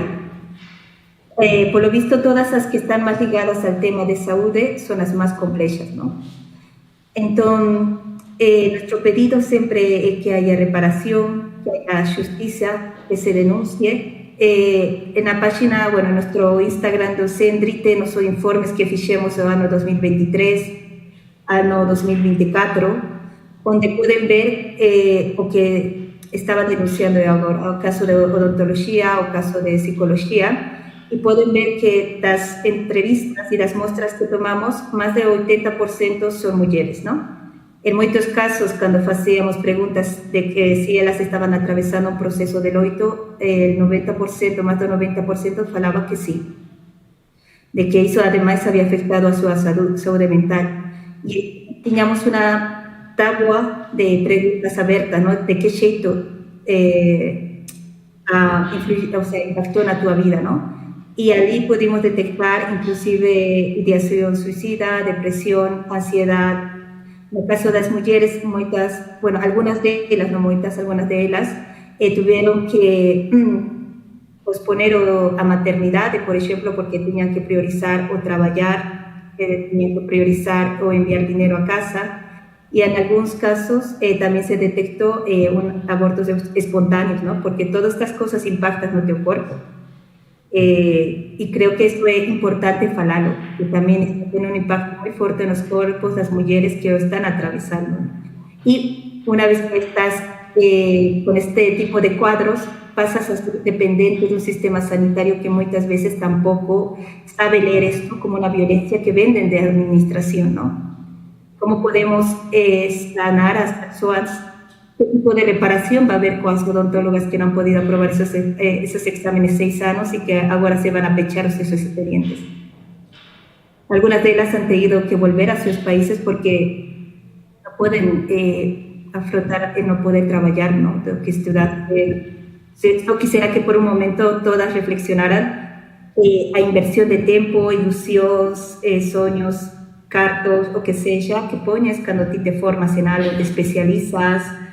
Y bueno, un pouco con esto quería mostrar a grandes rasgos, ¿no? O que hemos ido facendo. Hemos ido a manifestacións en varios espazos, hemos tido reuniones con ministerios, de universidades, con ANECA, y cualquier acción quisiera que también sexa apoyada por todas vos, ¿no? Y si tedes persoas na vosa comunidade, que estén atravesando, que contacten con nós tamén, porque facemos unha especie de red de apoyo, ¿no? Para que as persoas non se sintan soas e tampouco perdidas por la desinformación e por la violencia que ven y bueno, no sé si tienes alguna duda, pregunta. Bueno. Sé que es un tema muy amplio, muy complejo, que si quieres que aclare, bueno, algunas conocen, saben que llevo muchísimos años con este tema y me sorprende que a día de hoy no esté resuelto, ¿no? Por lo menos para nosotras, as psicólogas, el tema no está resuelto. Así que, si tienes preguntas, por mí, encantada. Primero, hemos dado un aplauso, Gabriela.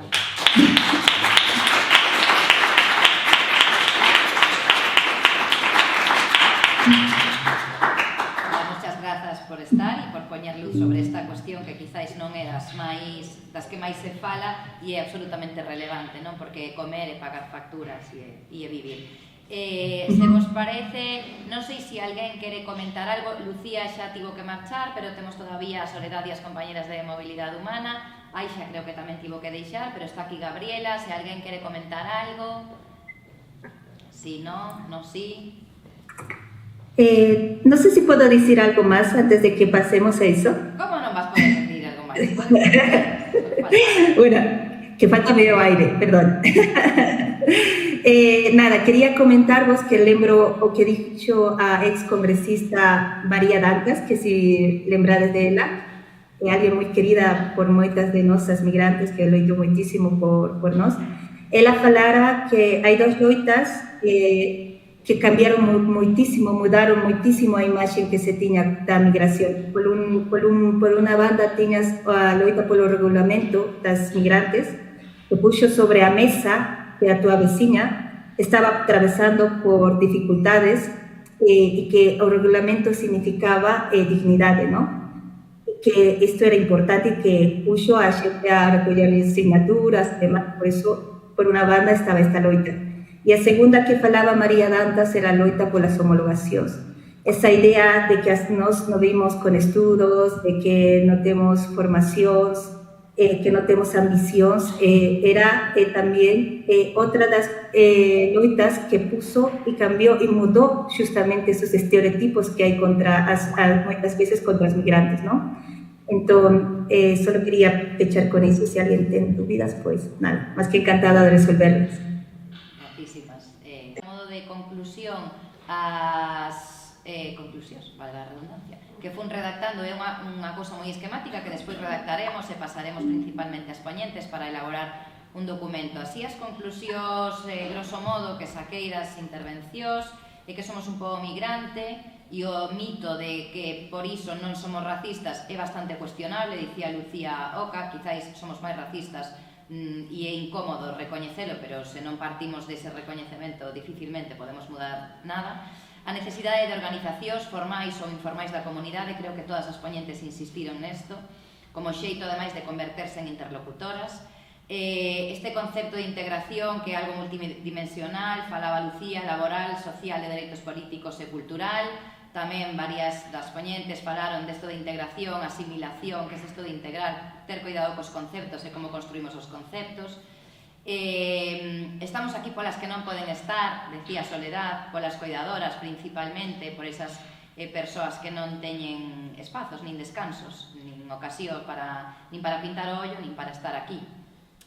A necesidade do debate formal e informal, porque a información é poder, a esencialidade de ter papeles para non ser invisible, a reivindicación e a dignificación do traballo dos coidados, volvendo de antes, inclusión no canto de integración, decía Lucía, necesidade de focalizar nas traballadoras dos coidados, nas súas necesidades e nos seus dereitos, servizos sociais vistos como inimigos, Bueno, isto digo con aspas, ¿no? Dentro dos servizos sociais, por suposto que... Pero, bueno, cando as persoas que teñen que acudir aos servizos sociais os ven como elementos fiscalizadores, como alguén que vai opinar sobre a miña vida, se estou sendo a buena mujer, a buena madre, como estou vivendo, pois ao millor non estamos tendo os servizos sociais que debemos.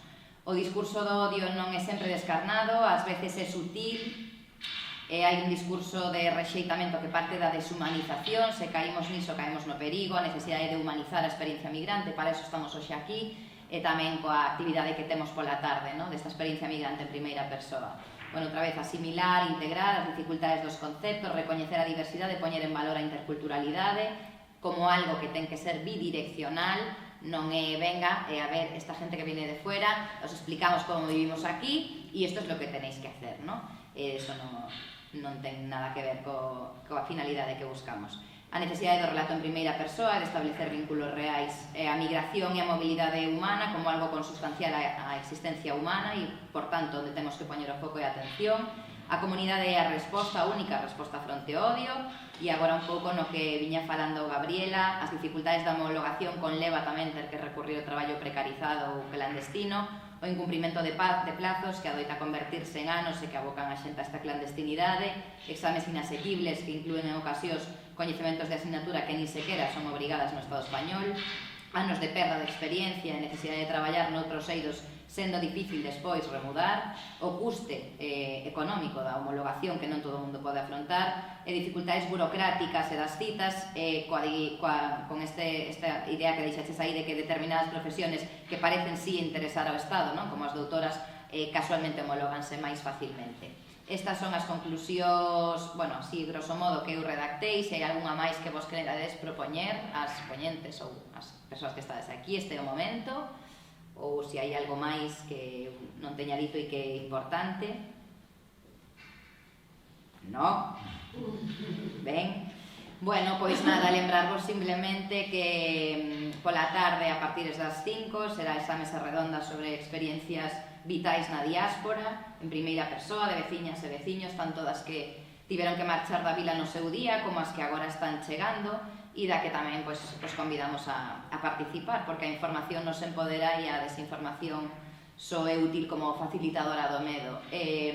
Eu traía aquí tamén, pero bueno, seguro que as coñecedes a maioría, creo que as redes están sendo un espazo que están ocupando los malos, los que non tienen que ocuparla, porque non sei, teñen moito diñeiro, moito tempo libre, non sei que teñen, pero nas redes, para quen usa e consume redes, hai xente maravillosísima. Eu trouxen aquí unha listaxe que agora non vou proxectar porque non dou proxectado dende aquí, pero que buscaremos o xeito de igual que intentaremos difundir dende Por Chantada e dende outras colectivos, amigas, pois que existe mobilidade humana, que o que facedes, que Gabriela Frías e a homologación, é dicir, darvos un pouco de difusión para a nosa comunidade, pois tamén buscaremos o xeito de facer chegar toda esta xente que está nas redes facendo un contradiscurso maravilloso, super pedagóxico e super nutritivo. E nada máis, bueno, moitísimas grazas a todas por vir, as que viñestes aquí a esta mesa a falar, as que vos achegastes tamén, porque, bueno, os dereitos de moitas persoas deben de ser do interese de todas as persoas, e as que poidades vemos vos a tarde. Gabriela, mil grazas polo esforzo e espero poder darche unha aperta moi forte. Pronto. Sí,